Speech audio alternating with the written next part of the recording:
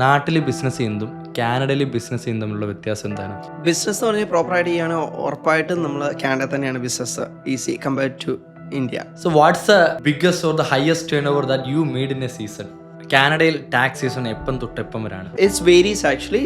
This year February 23rd start ചെയ്യും till April 30th ആണ്. നമുക്ക് ഈ വർഷം ഏറ്റവും ഹയസ്റ്റ് ആൻഡ് സെൻസിറ്റീവ് ടിപ്പ് എന്ന് പറയുന്നത് നമ്മുടെ ഇൻകം ഒന്നും മിസ്സാവാൻ പാടില്ല. നിങ്ങളുടെ എന്തൊക്കെ ഇൻകം ഉണ്ടോ അതെല്ലാം റിപ്പോർട്ട് ചെയ്തിരിക്കണം. ഇപ്പോൾ കാനഡയിലെ സ്റ്റോക്ക് മാർക്കറ്റിൽ ഇൻവെസ്റ്റ് ചെയ്യുന്നുണ്ടാവാം, നാട്ടിലെ സ്റ്റോക്ക് മാർക്കറ്റിൽ ഇൻവെസ്റ്റ് ചെയ്യുന്നുണ്ടാവാം. അപ്പം ഇവരെല്ലാം എന്തൊക്കെ കാര്യങ്ങൾ ശ്രദ്ധിക്കണം ടാക്സ് ഫയൽ ചെയ്യുന്ന സമയത്ത്? ഓരോ പ്രൊവിൻസസിനും ഡിഫറെൻറ്റ് ടാക്സ് ആണ്. ഇപ്പം വലിയ പ്രൊവിൻസുകളിൽ ടാക്സസ് കുറവായിരിക്കും compare to the small provinces. Deadline meet ചെയ്യാൻ പറ്റിയില്ല, ഇപ്പം ടാക്സ് ഫയൽ ചെയ്യേണ്ട ഡെഡ് ലൈൻ എനിക്ക് മീറ്റ് ചെയ്യാൻ പറ്റില്ലെങ്കിൽ ഞാൻ എന്ത് ചെയ്യും? പിന്നെ still you can file the taxes. ഇപ്പം ഏപ്രിൽ 30 ടാക്സ് ഫയൽ ചെയ്യുന്ന സമയത്ത് പലരുടെയും മൈൻഡിലുള്ളത് ഈ റിട്ടേൺ കൂടുതൽ കിട്ടുക എന്നുള്ളതാണ്. അപ്പം ഈ റിട്ടേൺ കൂടുതൽ ആര് ഓഫർ ചെയ്യുന്നോ അവരുടെ അടുത്ത് ടാക്സ് ഫയൽ ചെയ്യുന്നുള്ളൊരു സിനാരിയോ നടക്കുന്നുണ്ട്. അപ്പം എങ്ങനെയാണ് ഈ പേഴ്സൺ ടു പേഴ്സൺ ഇത് വ്യത്യാസം വരുന്നത്? ഒരു വ്യക്തി ടാക്സ് ഫയൽ ചെയ്യുമ്പോൾ കൂടുതൽ റീഫണ്ട്, വേറൊരു വ്യക്തി ഫയൽ ചെയ്യുമ്പോൾ കുറവ് റീഫണ്ട്, എങ്ങനെയാണ് ഇതെങ്ങനെ വർക്ക് ചെയ്യുന്നത്?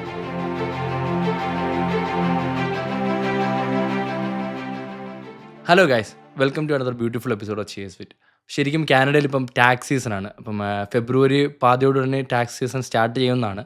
അപ്പം ടാക്സ് എങ്ങനെ ഫയൽ ചെയ്യാം, ടാക്സിന് വേണ്ടി നമ്മൾ ചെയ്യേണ്ട ഇൻഫർമേഷനുകൾ, നമുക്ക് എങ്ങനെ കറക്റ്റായിട്ട് ഫയൽ ചെയ്യാം എന്നുള്ള എല്ലാ കാര്യങ്ങളും ഡീറ്റെയിൽ ആയിട്ട് പറയാൻ വേണ്ടി ഇന്ന് നമ്മളോടുള്ളത് കാനഡയിലെ ടാക്സ് ഫയൽ ചെയ്യാൻ വേണ്ടി one of the expert in Canada Malayali community എന്നുള്ള സിനോ ജോയാണ്. വെൽക്കം സിനോ ജോയ്. Thank you. എന്തുണ്ട് പുതിയ വിശേഷം? എന്നാ സുഖമായിട്ട് പോകുന്നു. തണുപ്പ്, മഞ്ഞ്, അതിൻ്റെ കൂടെ ചൂടുള്ള ടാക്സ് വിശേഷങ്ങൾ. നാട്ടിലെവിടാ? നാട്ടില് പാലായാണ്, രാമപുരമാണ്. ഇപ്പോൾ ഇവിടെ വന്നിട്ട് 15 വർഷത്തോളമായി. എന്തുണ്ട് കാനഡയിൽ പുതിയ വിശേഷങ്ങൾ? കാനഡയിലെ വിശേഷങ്ങൾ എന്താ, നമുക്ക് ഇപ്പം ടാക്സിൻ്റെ പുതിയ അപ്ഡേറ്റുകൾ വന്നിട്ടുണ്ട്. ടാക്സ് റേറ്റ്സിൽ ഡിഫറൻസ് വന്നിട്ടുണ്ട്. ഇമിഗ്രേഷൻ ആണല്ലോ ഇപ്പം കാനഡയിൽ നിന്ന് മാത്രമല്ല, ഔട്ട്സൈഡ് ഇന്ത്യ ഫുള്ള് ഇമിഗ്രേഷൻ ന്യൂസുകളാണ്. ഇമിഗ്രൻസിനെ സംബന്ധിച്ചിടത്തോളം ഇപ്പം കാനഡ വളരെ ബുദ്ധിമുട്ടായി വന്നേക്കുവാണ്. അതാണ് അടുത്തൊരു ഇത്. ദെൻ ട്രേഡ് വാർ, അതൊരു കുറച്ച് ഒതുങ്ങി നിൽപ്പുണ്ട്. അങ്ങനെ എല്ലാം കാനഡ എപ്പോഴും hottest country in the news actually ആണ്. Coldest in the weather. Coldest in the weather of course. നമ്മുടെ ഇന്നത്തെ ടോപ്പിക് എന്ന് പറഞ്ഞാൽ ടാക്സ് റിലേറ്റഡ് ആയിരിക്കും. സോ അപ്പം ഇത് കാണുന്ന വ്യൂവേഴ്സിന് വേണ്ടി could you please introduce your self? Sure. എൻ്റെ പേര് അഭിഷേക് പറഞ്ഞ പോലെ സിനോ ജോയ് നടുവിലേക്കുറ്റൻ ആണ്. ഞാൻ ഒരു 8 വർഷത്തോളം ടി ഡി ബാങ്കിലായിരുന്നു വർക്ക് ചെയ്തിരുന്നത്.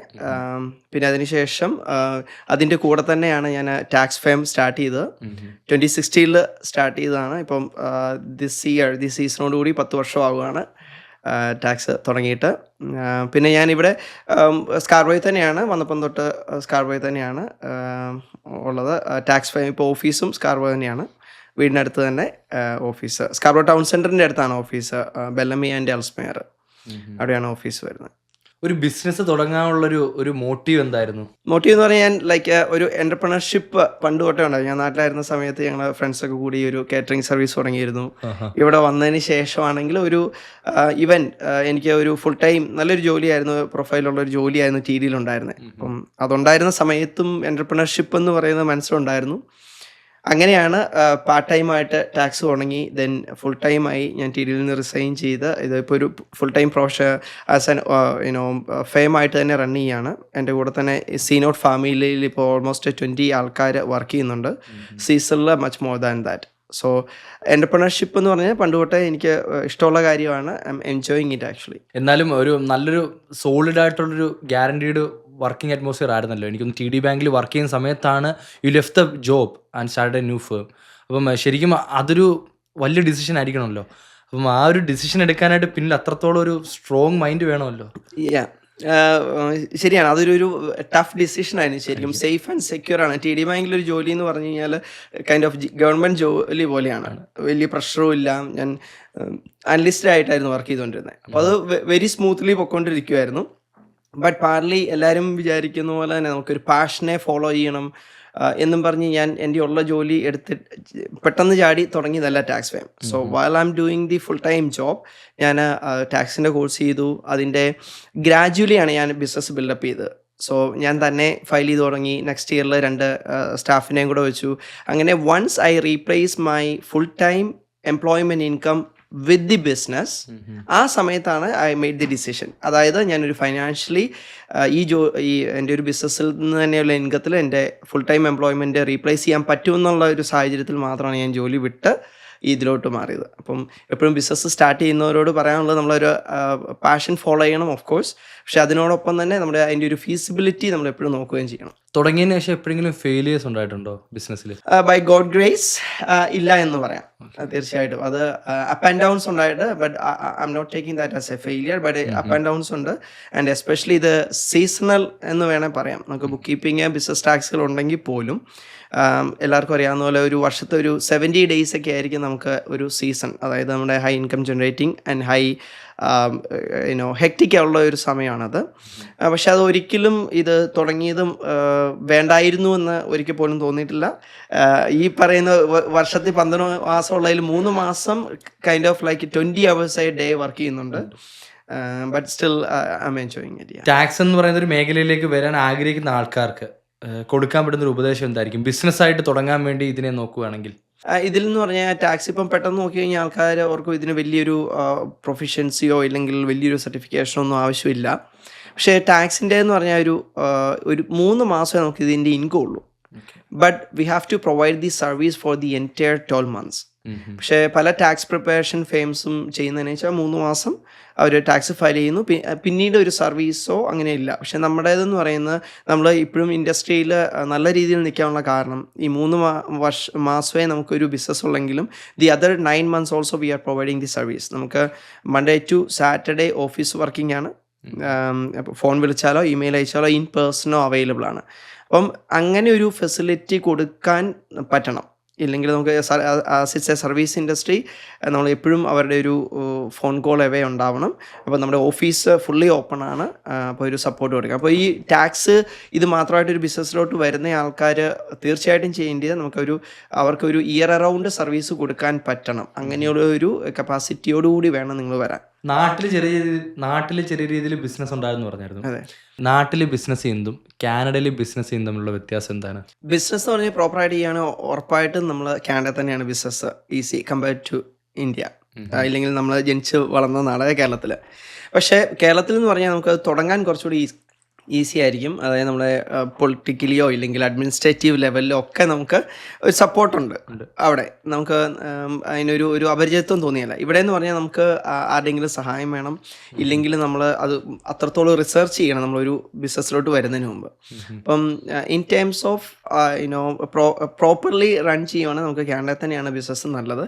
കാനഡ ഉറപ്പായിട്ടും ബിസിനസ്സിന് വളക്കൂറുള്ള മണ്ണാണ്. നമ്മൾ നോക്കിക്കഴിഞ്ഞാൽ വേറെ ഏത് കമ്മ്യൂണിറ്റിയിൽ നോക്കിക്കഴിഞ്ഞാലും നമ്മുടെ കമ്മ്യൂണിറ്റി, മലയാളി കമ്മ്യൂണിറ്റിയാണ് ബിസിനസ്സിൽ ആൾക്കാർ ഏറ്റവും കുറവ്. നമ്മൾ റിസ്ക് ടേക്കേഴ്സ് അല്ല, നമ്മളെപ്പോഴും സേഫ് സോണിൽ പോകാൻ ആഗ്രഹിക്കുന്ന ആൾക്കാർ. ഒരു ജോലി കിട്ടിയാൽ അതിൽ കംഫർട്ടബിൾ ആയിട്ട് പോകുന്ന ആൾക്കാർ. അപ്പം ബിസിനസ്സിൽ നമുക്ക് ഇപ്പം കാനഡയിലുള്ള മൊത്തം മലയാളി ബിസിനസ്സുകാരെ നോക്കിക്കഴിഞ്ഞാൽ നമുക്ക് വളരെ കുറവായിരിക്കും കമ്പയർ ടു അതർ കമ്മ്യൂണിറ്റി. പക്ഷേ ഇവിടെ ബിസിനസ് നമ്മളത് ഫുള്ളി ഡെഡിക്കേറ്റഡ് ആയിരിക്കണം. ഇല്ലെങ്കിൽ നമ്മൾ പുറത്തുനിന്ന് കാണുന്ന ഒരു ഫാസിനേഷൻ അല്ല ഒരിക്കലും ഒരു ബിസിനസ്സിലോട്ട് വന്നു കഴിയുമ്പം. റെസ്റ്റോറൻറ്റ് ആണെങ്കിൽ പോലും, ഇല്ലെങ്കിൽ ഇപ്പം ടാക്സ് ഫേമോ ഇല്ലെങ്കിൽ വാട്ട് എവർ ദി ബിസിനസ്, നമുക്ക് അതിൻ്റെ ഇൻ ആൻഡ് ഔട്ട് നമുക്ക് അറിയണം. നമ്മളത് അറിഞ്ഞ് അതിൻ്റെ ഒരു പൾസ് അറിഞ്ഞേ നമുക്ക് അതിനകത്തോട്ട് ചെല്ലാൻ പാടുള്ളൂ. അപ്പം ഉറപ്പായിട്ടും കാനഡ ബിസിനസ്സിന് വളക്കൂറുള്ള ഒരു മണ്ണ് തന്നെയാണ്. ഇപ്പം ചേട്ടൻ നേരത്തെ പറഞ്ഞ പോലെ തന്നെ മലയാളി കമ്മ്യൂണിറ്റി ബിസിനസ്സിൽ കുറച്ച് പിന്നോട്ടാണെന്ന് പൊതുവേ ഉള്ളൊരു നമുക്കൊരു അറിയാവുന്ന കാര്യമാണത്. അപ്പോൾ ഈ അടുത്ത് ഞാൻ ഒരു ഇൻ്റർവ്യൂ ചെയ്തു. അപ്പോൾ അതിനകത്ത് വന്ന ഗസ്റ്റ് ഇതേ സെയിം കാര്യം തന്നെയാണ് പറഞ്ഞത്. കാനഡയിൽ മലയാളികൾ ബിസിനസ് ചെയ്യുന്ന കുറവാണ്, എന്നാൽ ബാക്കിയുള്ള കമ്മ്യൂണിറ്റികൾ വളരെ ഹൈ ആണ് ബിസിനസ് റേറ്റിൽ. എന്തോ മലയാളികൾക്ക് എപ്പോഴും ജോലിക്ക് പോവുക തിരിച്ചു വരിക എന്നുള്ളൊരു ഒരു പീസ്ഫുൾ ലീവിങ് ആണ് എപ്പോഴും ആഗ്രഹിക്കുന്നത്, റിസ്ക് ടേക്കേഴ്സ് അല്ല. എന്നാൽ ഇപ്പോൾ നിലവിലത്തെ മലയാളി കമ്മ്യൂണിറ്റിയിൽ ബിസിനസ്സിൽ one of the top leading entrepreneur ആണ് ഇപ്പോൾ ചേട്ടൻ. അപ്പം അത് സർവീസ് പ്രൊവൈഡിങ്ങിൽ എന്തായിരിക്കും മലയാളികൾക്ക് അങ്ങനെ പോകാൻ പറ്റാത്തതിൻ്റെ ഒരു കാരണം?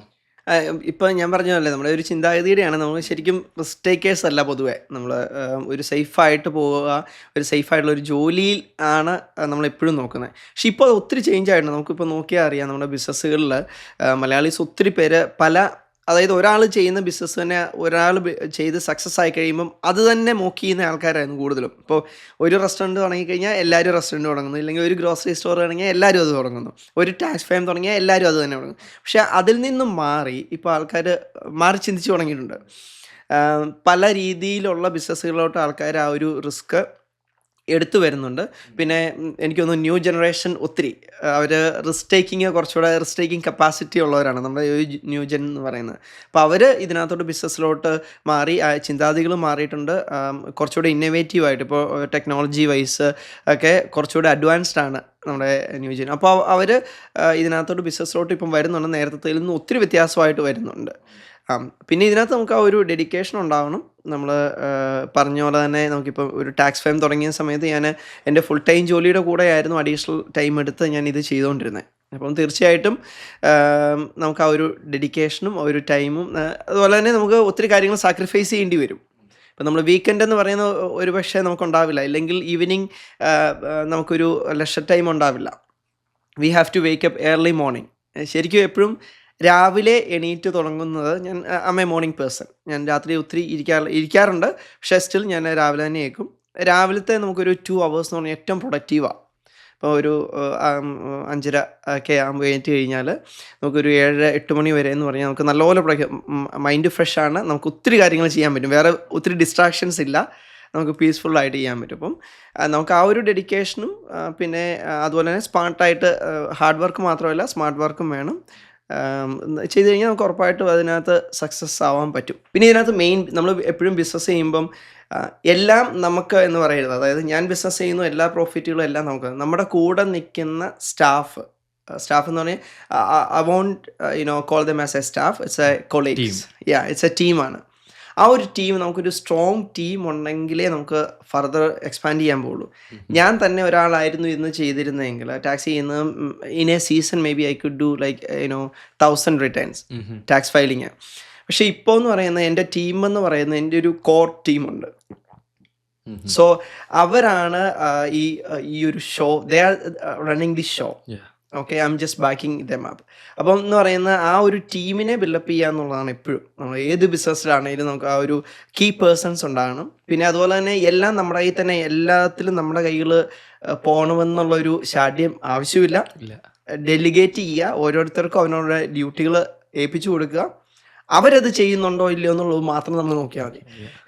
പലരും ചെയ്യുന്നതെന്ന് വെച്ചാൽ നമുക്കിപ്പോൾ ഒരു ബിസിനസ് തുടങ്ങി, ഇപ്പോൾ ഒരു ബാങ്ക് അക്കൗണ്ട് ഡീറ്റെയിൽസ് കൊടുക്കാനോ ഇല്ലെങ്കിൽ ഒരു കാര്യം അവരോട് പറഞ്ഞ് അവരെ ഏൽപ്പിച്ചു കൊടുക്കാനൊക്കെ ആൾക്കാർക്ക് ഒരു വിമുഖത കാണിക്കുന്നുണ്ട്. പക്ഷെ അതുണ്ടാവരുത്. നമ്മുടെ ടീമിനെ വിശ്വസിച്ച് പോയി കഴിഞ്ഞാൽ ഉറപ്പായിട്ടും ഒരു ടീം ബിൽഡപ്പാണ് നമുക്ക് വേണ്ടത് ആക്ച്വലി ഇൻ എ ബിസിനസ്.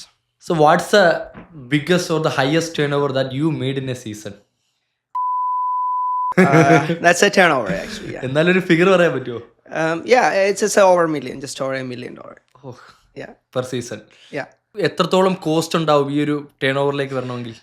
ഇതിൽ കോസ്റ്റ് എന്ന് പറയുന്നത് നമ്മുടെ എംപ്ലോയി കോസ്റ്റ് ആണ്. Like employee cost kind of like I would say like 50% the labour cost itself. പിന്നെ അതുപോലെ തന്നെ ഫിക്സ്ഡ് എക്സ്പെൻസസ് ആണ് നമുക്കുള്ളത്.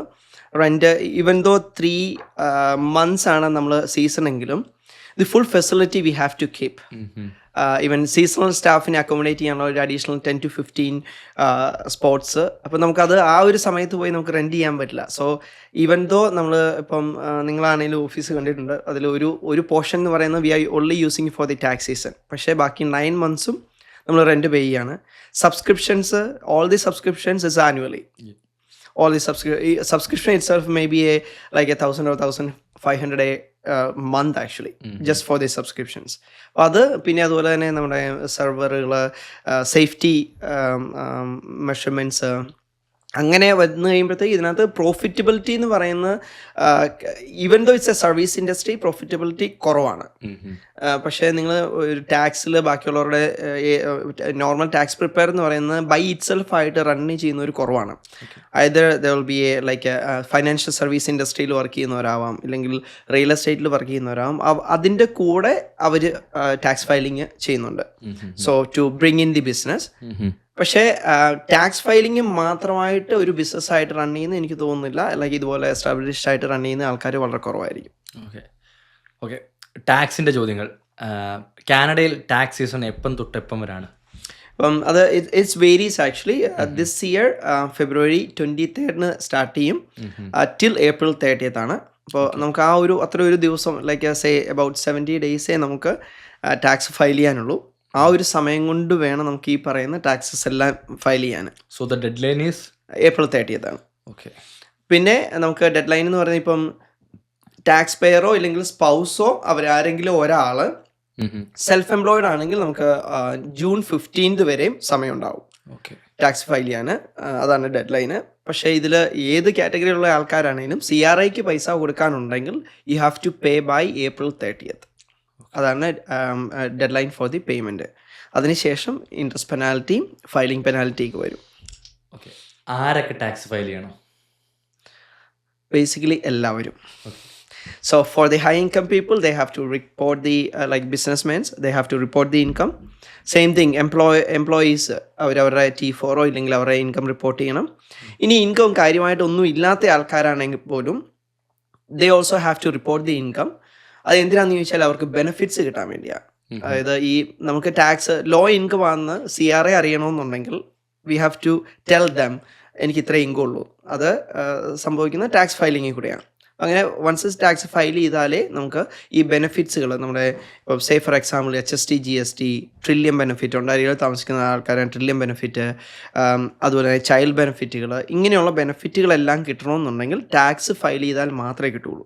കാരണം ടാക്സ് ഫയൽ ചെയ്യുമ്പോഴേ നമ്മുടെ ഇൻകം എത്രയാണെന്നും അതനുസരിച്ചുള്ള ബെനിഫിറ്റ്സ് നമുക്ക് കിട്ടുള്ളൂ. സോ 18 വയസ്സിന് മേളിൽ കാനഡയിൽ താമസിക്കുന്ന ആരായാലും സ്റ്റുഡൻ്റ് ആണെങ്കിലും എന്ത് പ്രൊഫഷൻ ആണെങ്കിലും ജോലി ഇല്ലേലും ജോലി ഉണ്ടെങ്കിലും എല്ലാവരും ടാക്സ് ഫയൽ ചെയ്തിരിക്കണം. 18 വയസ്സെന്നുള്ള വർക്ക് ചെയ്യുന്ന എല്ലാവരും, ഈവൻ 16 ഇയറിലുള്ള ഒരാളാണെങ്കിലും വർക്ക് ഇപ്പം സമ്മർ കോപ്സ് അല്ലെങ്കിൽ സമ്മറിൽ വർക്ക് ചെയ്യുന്ന സമ്മർ ഇൻറ്റേൺസ് ഒക്കെ ഉണ്ട്, സ്റ്റുഡൻസ് ഇവിടെ ഉള്ളവരും ഇല്ല പുറത്തുനിന്ന് വരുന്നവരൊക്കെ ആണെങ്കിലും അപ്പോൾ അവരിപ്പം ചെറിയൊരു ജോലിയെ ചെയ്തുള്ളെങ്കിലും അതിന് അത് റിപ്പോർട്ട് ചെയ്യണം. ഇപ്പം 18 എന്നുള്ളതല്ല, ഈവൻ 16-ലാണെങ്കിലും ആൾക്കാർ ജോലി ചെയ്തിട്ടുണ്ടെങ്കിൽ they have to report. So if they are not working they don't need to file the tax. Work ചെയ്തിട്ടില്ലെങ്കിൽ റിപ്പോർട്ട് ചെയ്യുന്നത് നല്ലതാണ്. So that they will start getting the benefits. ഇപ്പം 0 ഇൻകം ഉള്ള ഒരാളാണെങ്കിൽ ചിലപ്പം ചിന്തിക്കാം എനിക്ക് 0 ഇൻകം ആണുള്ളത്, ഞാൻ റിപ്പോർട്ട് ചെയ്യേണ്ട കാര്യമുണ്ടോയെന്ന്. Strongly recommend to file the taxes. കാരണം അങ്ങനെ ടാക്സ് ഫയൽ ചെയ്താൽ ഇൻകം ഒന്നും ഇല്ലെങ്കിൽ പോലും അവർക്ക് മന്ത്ലി ഒരു ട്രില്യൺ ബെനിഫിറ്റ് പോലെയുള്ള അല്ലെങ്കിൽ ക്വാർട്ടർലി HST പോലെയുള്ള ബെനിഫിറ്റുകൾ കിട്ടും. even though they don't have income, just by filing the taxes. So even though they don't have any income, an individual doesn't have any income, they have to file the taxes to get the benefits actually. ഓരോ പ്രൊവിൻസിലും ഓരോ tax percentage ആയിരിക്കുമല്ലോ, എന്തുകൊണ്ടാണ് ആ ഒരു വ്യത്യാസം വരുന്നത്? അത് ഫെഡറലി എല്ലാം സെയിം ആയിരിക്കും, അതിനകത്ത് പ്രൊവിൻഷ്യൽ ടാക്സസ് ആണ് ഡിഫറെൻറ്റ് വരുന്നത്. ഇപ്പോൾ ഫെഡറലി എന്ന് പറഞ്ഞാൽ 15% ആയിരുന്നു ബേസ് ഉണ്ടായിരുന്ന ടാക്സ്. അതിനുശേഷം ഇപ്പം നമ്മൾ കഴിഞ്ഞ 2025 ജൂലൈ 1 തൊട്ട് അത് 14 അപ്പം ബേസിക്കലി ഇപ്പം 2026 ആണ് ഹോൾ ഇയർ 14% വരും. അപ്പം കഴിഞ്ഞ വർഷം ഹാഫ് ഇയറിലാണ് അങ്ങനെ ആക്കിയതുകൊണ്ട് തന്നെ അത് 14.5 ഓവറോൾ നോക്കുമ്പോൾ കഴിഞ്ഞ വർഷത്തെ ടാക്സ് വരും. ഇനി പ്രൊവിൻസിൻ്റേത് എന്ന് പറഞ്ഞാൽ ഡിഫറൻസ് ഓരോ പ്രൊവിൻസസിനും ഡിഫറെൻറ്റ് ടാക്സ് ആണ്. ഇപ്പം വലിയ പ്രൊവിൻസുകളിൽ ടാക്സസ് കുറവായിരിക്കും compared to the small provinces. Okay. ഇപ്പം പ്രിൻസ് എഡ്വേർഡ് അങ്ങനെയുള്ളതൊക്കെ ചെറിയ പ്രൊവിൻസുകളാണ്, അപ്പോൾ അവർ ടാക്സസ് അവർ കൂടുതലായിരിക്കും കമ്പയർഡ് ടു അതർ പ്രൊവിൻസ്. അപ്പം പ്രൊവിൻഷ്യൽ ടാക്സിൻ്റെ ഒരു ഡിഫറൻസിലാണ് ഈ ഒരു പല പ്രൊവിൻസുകളും ടാക്സ് വ്യത്യാസം വരുന്നത്. ഇന്ത്യയിലാണോ കാനഡയിലാണോ ടാക്സ് കൂടുതലുള്ളത്? ഇന്ത്യയിൽ നമുക്ക് ഫയലിംഗ് ഒരു I'm not an expert in Indian tax system, but നമ്മൾ ഇന്ത്യയിൽ ടാക്സ് റേറ്റ്സും ഇവിടുത്തേതുകൂടെ കമ്പയർ ചെയ്യുമ്പോൾ ഒരുപക്ഷെ ഇവിടെ ആയിരിക്കും കൂടുതൽ വരുന്നത്. ദെൻ പക്ഷേ നമുക്കിവിടെ ബെനിഫിറ്റ്സുകളും കൂടുതലാണ്. ഇപ്പം ഒണ്ടാരിയോയിലാണെങ്കിൽ നമുക്ക് ഹെൽത്ത് കെയർ ഇറ്റ്സ് എ ഗവൺമെൻറ്റിനെ സംബന്ധിച്ച്, പ്രൊവിൻഷ്യൽ ഗവൺമെൻറ്റിനെ സംബന്ധിച്ചെന്ന് പറഞ്ഞാൽ that's a huge cost for the government. നമ്മൾ ഹെൽത്ത് കെയർ ഫ്രീ ആയിട്ട് കിട്ടുക എന്ന് പറയുമ്പോൾ നമ്മൾ ഹോസ്പിറ്റലൈസ് ചെയ്താലും of course we have to agree that there is a wait time. അങ്ങനെ പല ട്രാജിക് ഇൻസിഡൻസും ഉണ്ടായിട്ടുണ്ട്. നമ്മുടെ ഈ മെഡിക്കൽ അസിസ്റ്റൻസിന് വേണ്ടി നമ്മൾ വെയിറ്റ് ചെയ്ത് ഉണ്ടായിട്ടുണ്ട്. പക്ഷേ സ്റ്റിൽ അതിൻ്റെ ഒരു capacity may be it's running at it maximum. Still നമുക്ക് ആ ഒരു മെഡിക്കൽ നമുക്ക് ഫ്രീ ആയിട്ട് അവൈലബിൾ ആണ്. അത് ഈ ഒരു ടാക്സ് സിസ്റ്റം, ടാക്സിൽ നിന്നാണ് നമ്മൾ പേ ചെയ്ത് പോകുന്നത്. അതിനുവേണ്ടി ഒരു പോർഷൻ തന്നെ മാറ്റി വെക്കുന്നുണ്ട്. സോ ടാക്സ് പേ ചെയ്യുന്നതിൻ്റെ ഒരു ബെനിഫിറ്റുകൾ നമുക്കിവിടെ കിട്ടുന്നുണ്ട്, ഇല്ലെന്ന് ഒരിക്കലും പറയാൻ പറ്റില്ല. ശരി, ഒരാൾ കാനഡയിൽ ജീവിക്കുന്നു. അപ്പം കാനഡയിൽ വർക്ക് ചെയ്യുന്ന ഒരു വ്യക്തി ഒരു ഫുൾ ടൈം ജോലിയും 2 പാർട്ട് ടൈം ജോലി ഉണ്ടെന്ന് കൂട്ടിക്കോ. ശരിക്കും ഇത് ടാക്സ് ഫയൽ ചെയ്യുന്ന സമയത്ത് അയാൾക്ക് ഗുണകരമായിരിക്കും അതോ ദോഷമായിരിക്കും? നമ്മൾ കിട്ടുന്ന പൈസയ്ക്ക് ടാക്സ് അടയ്ക്കണം. അപ്പോൾ അതിനകത്ത് ദോഷം എന്ന് പറയാൻ പറ്റില്ല. ചില ആൾക്കാർ പറയും ഞാൻ ഇപ്പോൾ ഒരു ഫുൾ ടൈം ജോലി ചെയ്യുന്നുണ്ട്, അപ്പോൾ ഒരു പാർട്ട് ടൈം ജോലി ചെയ്യുമ്പോഴത്തേക്കും അതൊരു അഡീഷണൽ എക്സ്ട്രാ ടാക്സാണ് നമ്മൾ കൊടുക്കുന്നത്. ഞാൻ ജസ്റ്റ് ഒരു എക്സാമ്പിൾ പറയാം, may be it will be more clear. ഒരാൾക്ക് 100,000 ഇൻകം ഉള്ള ഒരാൾ, നമ്മൾ ഒരു ഫുൾ ടൈം ജോലിയുണ്ട്, 100,000 ഇൻകം ഉണ്ട്.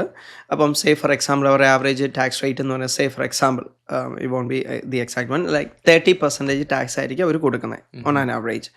ഫസ്റ്റ് അബൌട്ട് 15,000 ടാക്സ് ഇല്ല, അങ്ങനെ ഒരു ടാക്സസ് വരും. അപ്പോൾ ഒരു ആവറേജ് നോക്കുക ഒരു 30% ഒക്കെ ആയിരിക്കും ടാക്സ്, അബൌട്ട് 30%. ഇനി ഈ 100,000 മുകളിലോട്ട് വരുമ്പോഴത്തേക്ക് നമ്മുടെ ടാക്സ് റേറ്റ് എന്ന് പറയുന്നത് മേ ബി ലൈക്ക് അറൌണ്ട് 35% ആയിരിക്കും, സേ ഫോർ എക്സാമ്പിൾ.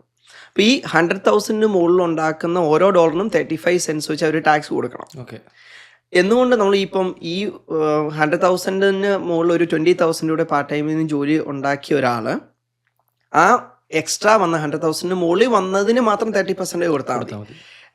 പലരും ചിന്തിക്കുന്നതെന്ന് വെച്ചാൽ അപ്പം മൊത്തത്തിലുള്ളതിൻ്റെ 35%ലോട്ട് പോകുന്നു. ഇല്ല, പക്ഷെ അത് പ്രോഗ്രസീവ് ടാക്സ് സിസ്റ്റം ആണ്. അപ്പോൾ ഈ കൂടുതൽ ഉണ്ടാക്കുന്ന പൈസയ്ക്ക് മാത്രമേ നമ്മൾ കൂടുതൽ ടാക്സ് കൊണ്ടുപോകും. അപ്പം നമ്മൾ നേരത്തെ ഉണ്ടാക്കി വെച്ചേക്കുന്ന പൈസയിൽ നിന്ന് അഡീഷണൽ ടാക്സ് ആയിട്ട് പോകുന്നില്ല. So it's depends on the persons. May be on second ജോബിനേക്കാൾ കൂടുതൽ ഒരു സെക്കൻഡ് സെൽഫ് എംപ്ലോയ്മെന്റ് ആയിരിക്കും ടാക്സ് എഫിഷ്യന്റ് ഒരു ജോലിയേക്കാളും, ഓർ കോൺട്രാക്ട് ജോബ്. ടാക്സിന്റെ സിസ്റ്റം എങ്ങനെയാണ് വർക്ക് ചെയ്യുന്നത്? എത്ര ശതമാനം മുതൽ എത്ര ശതമാനം വരെ നമുക്ക് ടാക്സ് പിടിക്കാന്നുള്ളത് നമ്മുടെ ഏത് സാലറി സ്കെയിൽ വെച്ചാണ് കണക്ട് ചെയ്യുന്നത്? അത് നമ്മുടെ ടോട്ടൽ ഇൻകത്തിന്റെ ബേസിലാണ് വരുന്നത്. അത് it will vary on the provinces. നമ്മൾ അത് ഒരു ബേസിക് ടാക്സ് എക്സംഷൻ ഫെഡറലിനൊന്ന്, അതുപോലെ തന്നെ പ്രൊവിൻഷ്യലിന് വേറൊരു എമൗണ്ടാണ് വരുന്നത്. ഓരോ പ്രൊവിൻസിൻ്റെതുമാണ്. സോ അബൌട്ട് 15,000 ആണ് ഇപ്പം വരുന്നത് നമുക്ക് ടാക്സ് എക്സംഷൻ വരുന്നത്. അതിന് മുകളിലോട്ട് വന്നു കഴിയുമ്പോഴത്തേക്ക് 15%, നൗ ഇറ്റ്സ് എ 14% ആക്ച്വലി 2026. പിന്നെ അത് 20%, അങ്ങനെ ഒരു പ്രോഗ്രസീവ് ആയിട്ടാണ് പോകുന്നത്. അപ്പോൾ ആ ഒരു സേ ഇപ്പം നമ്മൾ പറഞ്ഞാൽ 15 തൊട്ട് 50,000 വരെയാണ് ഒരു സ്ലാബെങ്കിൽ ആ സ്ലാബിൽ മാത്രമേ നമ്മൾ ആ 20% കൊടുക്കുന്നുള്ളൂ. ഓക്കെ. ഓർ 15% പാട്ടവധി. അപ്പം അതിന് മുകളിലോട്ട് വരുന്നതിനാണ് അഡീഷണൽ പോകുന്നത്. സോ ഇറ്റ്സ് ആ ഒരു പർട്ടിക്കുലർ സ്ലാബിൽ വരുന്നതിന് മാത്രം നമ്മൾ എക്സ്ട്രാ ടാക്സസ് പോകുന്നു. ഫോർ എക്സാമ്പിൾ ഞാൻ ഇപ്പം ഒണ്ടാരിലാണ് താമസിക്കുന്നത്. I am working for a company in Quebec. ഞാൻ ഒണ്ടാരിയിൽ താമസിക്കുന്നു, പക്ഷേ ഞാൻ വർക്ക് ചെയ്യുന്ന കമ്പനി ക്യൂബക്കിലാണെങ്കിൽ അതിൻ്റെ ടാക്സ് കൊടുക്കുന്ന പേയ്മെന്റിൽ എന്തെങ്കിലും വേരിയേഷൻസ് വരുത്തുമോ? ക്യൂബക് കമ്പനി ആണെങ്കിൽ അവർ ഉറപ്പായിട്ടും ക്യൂബക്കിന്റെ ബേസിലായിരിക്കും ടാക്സ് ഡിഡക്ട് ചെയ്യുന്നത്. But you are a resident of Ontario, ഒണ്ടാരിയിൽ താമസിക്കുന്ന ഒരാളാണ് റെസിഡന്റ് ഓഫ് ഒണ്ടാരിയോ ആണെങ്കിൽ, even though you are working for a company in Quebec, സ്ലിപ്പും ക്യൂബക് ആണ് ഇഷ്യൂ ചെയ്യുന്നതെങ്കിൽ പോലും നിങ്ങൾ ഫയൽ ചെയ്യുമ്പോൾ ഒണ്ടാരിയോയുടെ ടാക്സ് റേറ്റിലായിരിക്കും ഫയൽ ചെയ്യേണ്ടത്. അപ്പോൾ നിങ്ങൾ ഏത് പ്രൊവിൻസിലാണോ നമ്മൾ ആസ് ഓഫ് December 31 ഏത് പ്രൊവിൻസാണ് നിങ്ങൾ സ്റ്റേ ചെയ്യുന്നത് അതിൻ്റെ ബേസ്ഡായിരിക്കും ടാക്സ് ഫയൽ ചെയ്യുന്നത്. സോ ഇപ്പം അഭിഷേക് പറഞ്ഞ പോലെ തന്നെ ക്യൂബക് അല്ലെങ്കിൽ ആൽബർട്ടയിൽ ഒരു സേ 5 months വർക്ക് ചെയ്തു, ദെൻ മൂവ് ടു നോവാസ്കോഷ്യ, അവിടെ ഒരു 3 months വർക്ക് ചെയ്തു. But at the end if you are in Ontario on December 31 ഈ പ്രൊവിൻസുകളിലെ എല്ലാം ടാക്സ് റേറ്റുകളിൽ നമ്മൾ ഓരോന്നും പോയി ചെയ്യേണ്ട. We are filing the taxes based on Ontario as you are in Ontario on December 31 of that year. Okay. നമ്മൾ tax file ചെയ്യുന്ന സമയത്ത് നമ്മൾ എവിടെയാണോ താമസിക്കുന്നത് ആ പ്രൊവിൻസിൻ്റെ ടാക്സ് വേരി ചെയ്താൽ മതി, അല്ലെങ്കിൽ ആ ടാക്സ് വെച്ചിട്ട് നമ്മൾ ഫയൽ ചെയ്താൽ മാത്രം മതി.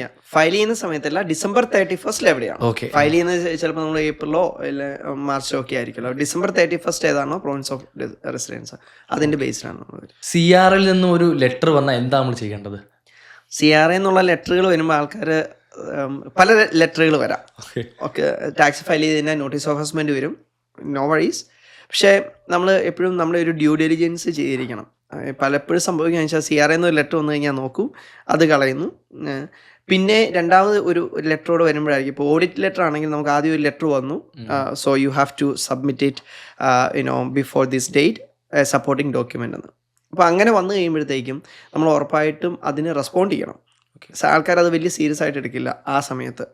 പിന്നീട് ഒരു 1-1.5 മാസം കഴിയുമ്പോഴത്തേക്കും വേറൊരു ലെറ്റർ വരും, you have to pay this amount as you have in submitted or we have in received any reply on the letter. ആ സമയത്താണ് ആൾക്കാർ പാനിക്കായി ഇതന്നെ എന്താ ചെയ്യേണ്ടതെന്ന് ചോദിക്കുന്നത്. അപ്പം CRA എന്നൊരു ലെറ്റർ വന്നാൽ അത് ഓപ്പൺ ചെയ്ത് അതെന്താണെന്ന് ഫസ്റ്റ് നോക്കുക. If it's an audit request, most probably randomly ആണ്. അതായത് ടോട്ടൽ ഫയൽ ചെയ്തേക്കുന്നതിൻ്റെ ഇത്ര പെർസെൻറ്റേജ് എവറി ഇയർ അവർ ഓഡിറ്റുകൾ. ഇപ്പം say for example may be ഒരു വർഷം ഏറ്റവും കൂടുതൽ ചിലപ്പോൾ ട്യൂഷൻ ഫീസിൻ്റെ സപ്പോർട്ടിങ് ആയിരിക്കും, അടുത്ത വർഷം ചിലപ്പം ചാരിറ്റബിൾ ഡൊണേഷൻ ആയിരിക്കും. അപ്പം അതിൽ ഏതാണോ അവർ പിക്ക് ചെയ്യുന്നത്, ഇല്ലെങ്കിൽ നമ്മുടെ ഫയലായിരിക്കും ചിലപ്പം പിക്ക് ചെയ്യുന്നത്. അപ്പോൾ അതിനകത്ത് അവർ ചോദിച്ചേക്കുന്ന സപ്പോർട്ടിങ് ഡോക്യുമെൻ്റ് കൊടുക്കുക എന്നുള്ളതാണ്. അത് കൊടുത്തു കഴിഞ്ഞാൽ അതിനകത്ത് പേടിക്കേണ്ട കാര്യങ്ങളൊന്നുമില്ല. ഇത് കൊടുക്കാതെ വരുമ്പോഴാണ് നമുക്ക് ആ ഒരു ഇഷ്യൂസ് വരുന്നത്.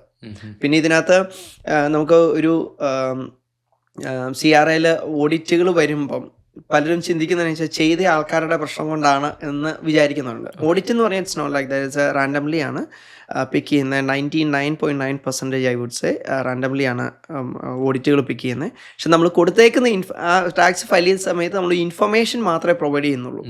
V are not providing any documentation at that time. അപ്പോൾ നമ്മൾ ആ കൊടുത്തേക്കുന്ന information is based on the document we received. അപ്പോൾ അത് തമ്മിൽ ടാലി ആയി പോകണം. അതുപോലെ പേഴ്സണൽ ഇൻഫർമേഷൻ എപ്പോഴും അപ്ഡേറ്റ് ആയിരിക്കണം എന്ന് പറയുന്നുണ്ടല്ലോ. So how important is that to update the personal information in CRA account? ഇപ്പോൾ ഈ പറഞ്ഞ പോലെ തന്നെ CRA അക്കൗണ്ട് ഓൺലൈൻ എല്ലാവർക്കും ഉണ്ടാവണമെന്നില്ല. ഉണ്ടെങ്കിൽ ഇമെയിലിൽ നോട്ടിഫിക്കേഷൻ വന്നു കഴിഞ്ഞാൽ അത് ലോഗിൻ ചെയ്ത് എന്താണെന്ന് നോക്കണമെന്നില്ല. അപ്പം സേ ഫോർ എക്സാമ്പിൾ നമുക്കൊരു മെയിലിലാണ് വന്നിരുന്നതെങ്കിൽ നമുക്ക് ഇതുപോലെ ഒരു ഇമ്പോർട്ടൻറ്റ് നോട്ടിഫിക്കേഷൻ വന്നു, മെയിലിൽ വന്നു, നമ്മളത് അഡ്രസ്സ് മാറി അപ്ഡേറ്റ് ചെയ്തിട്ടില്ല, നമ്മൾ നേരത്തെ താമസിച്ച അഡ്രസ്സിലൊക്കെ ആയിരിക്കും ഇത് പോയേക്കുന്നത്. അപ്പോൾ അങ്ങനെയുള്ള കേസ് വരുമ്പോഴത്തേക്ക് നമുക്ക് ശരിക്കും നമ്മൾ അറിയുന്നില്ല എന്താ സംഭവിക്കുന്നതെന്ന്. നമ്മൾ ഒരു നോട്ടീസ് വന്നു, പിന്നെ രണ്ടാമത് ഒരെണ്ണം വന്നു, പൈസ അടയ്ക്കാൻ പറഞ്ഞു വന്നു, അതും നമ്മൾ കാണുന്നില്ല, because we do have the previous address. പിന്നീട് ചിലപ്പം കളക്ഷൻസ് വരെയും പോകും. CRAയിൽ നമ്മൾ പൈസ കൊടുക്കാറുണ്ടെങ്കിൽ കളക്ഷൻസിൽ പോവാം. That will affect the credit. So അങ്ങനെ ഒരു സിറ്റുവേഷൻ വരുമ്പോൾ കളക്ഷൻ ഏജൻസിക്ക് ഇല്ലെങ്കിൽ CRAന്ന് പേയ്മെൻറ്റ് ഡ്യൂ ഉണ്ടെന്ന് പറഞ്ഞ് വിളിക്കുമ്പോഴായിരിക്കും നമ്മൾ അറിയുന്നത് ഇത്രയും ഓൾറെഡി സിറ്റുവേഷൻ വേഴ്സ് ആയിരുന്നു. So if you are moving or like your phone number, email address, അങ്ങനെ എന്തെങ്കിലും ഉണ്ടെങ്കിൽ you can update it on your CRA account. അത് വെരി ഈസിയാണ്. നമ്മൾ ബാങ്ക് അക്കൗണ്ടിലെ പോലെ തന്നെ ചെയ്യുന്നത് നമുക്ക് ചെയ്യാം.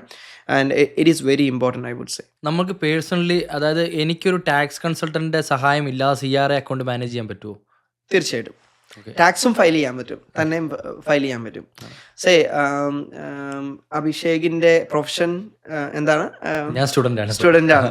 അഭിഷേക് സേ ഫോർ എക്സാമ്പിൾ ഇപ്പം നമ്മളൊരു ഒരു ജിം ട്രെയിനർ ഫോർ എക്സാമ്പിൾ, നമുക്കൊരു ജിം ട്രെയിനറുടെ ഇല്ലേ ഒരു ന്യൂട്രീഷൻ ലൈക്ക് സപ്പോർട്ട് ഡയറ്റീഷ്യൻ്റെയോ സപ്പോർട്ട് ഇല്ലാതെ നമുക്ക് ഇത് ചെയ്യാൻ പറ്റുമോ? ഉറപ്പായിട്ടും പറ്റും, ഇല്ലേ? യൂട്യൂബിൽ നോക്കി നമുക്ക് ചെയ്യാൻ പറ്റും.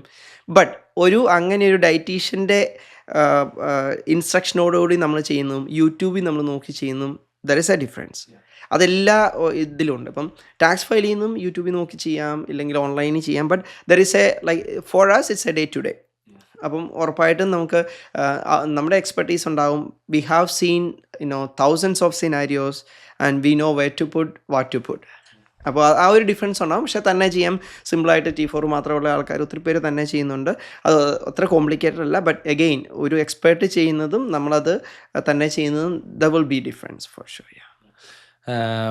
സ്റ്റുഡൻസ് ഇപ്പം കാനഡയിൽ ഇപ്പോൾ സ്റ്റുഡൻസായിട്ട് വരുന്നവർക്ക് ഇത്ര മണിക്കൂറേ വർക്ക് ചെയ്യാവുന്നുണ്ട്. ഇപ്പോൾ ഫോർ എക്സാമ്പിൾ ഇപ്പം നിലവിൽ 24 hours ആണ് ബൈ ഒരു വീക്ക് വർക്ക് ചെയ്യാൻ പറ്റുന്നത്.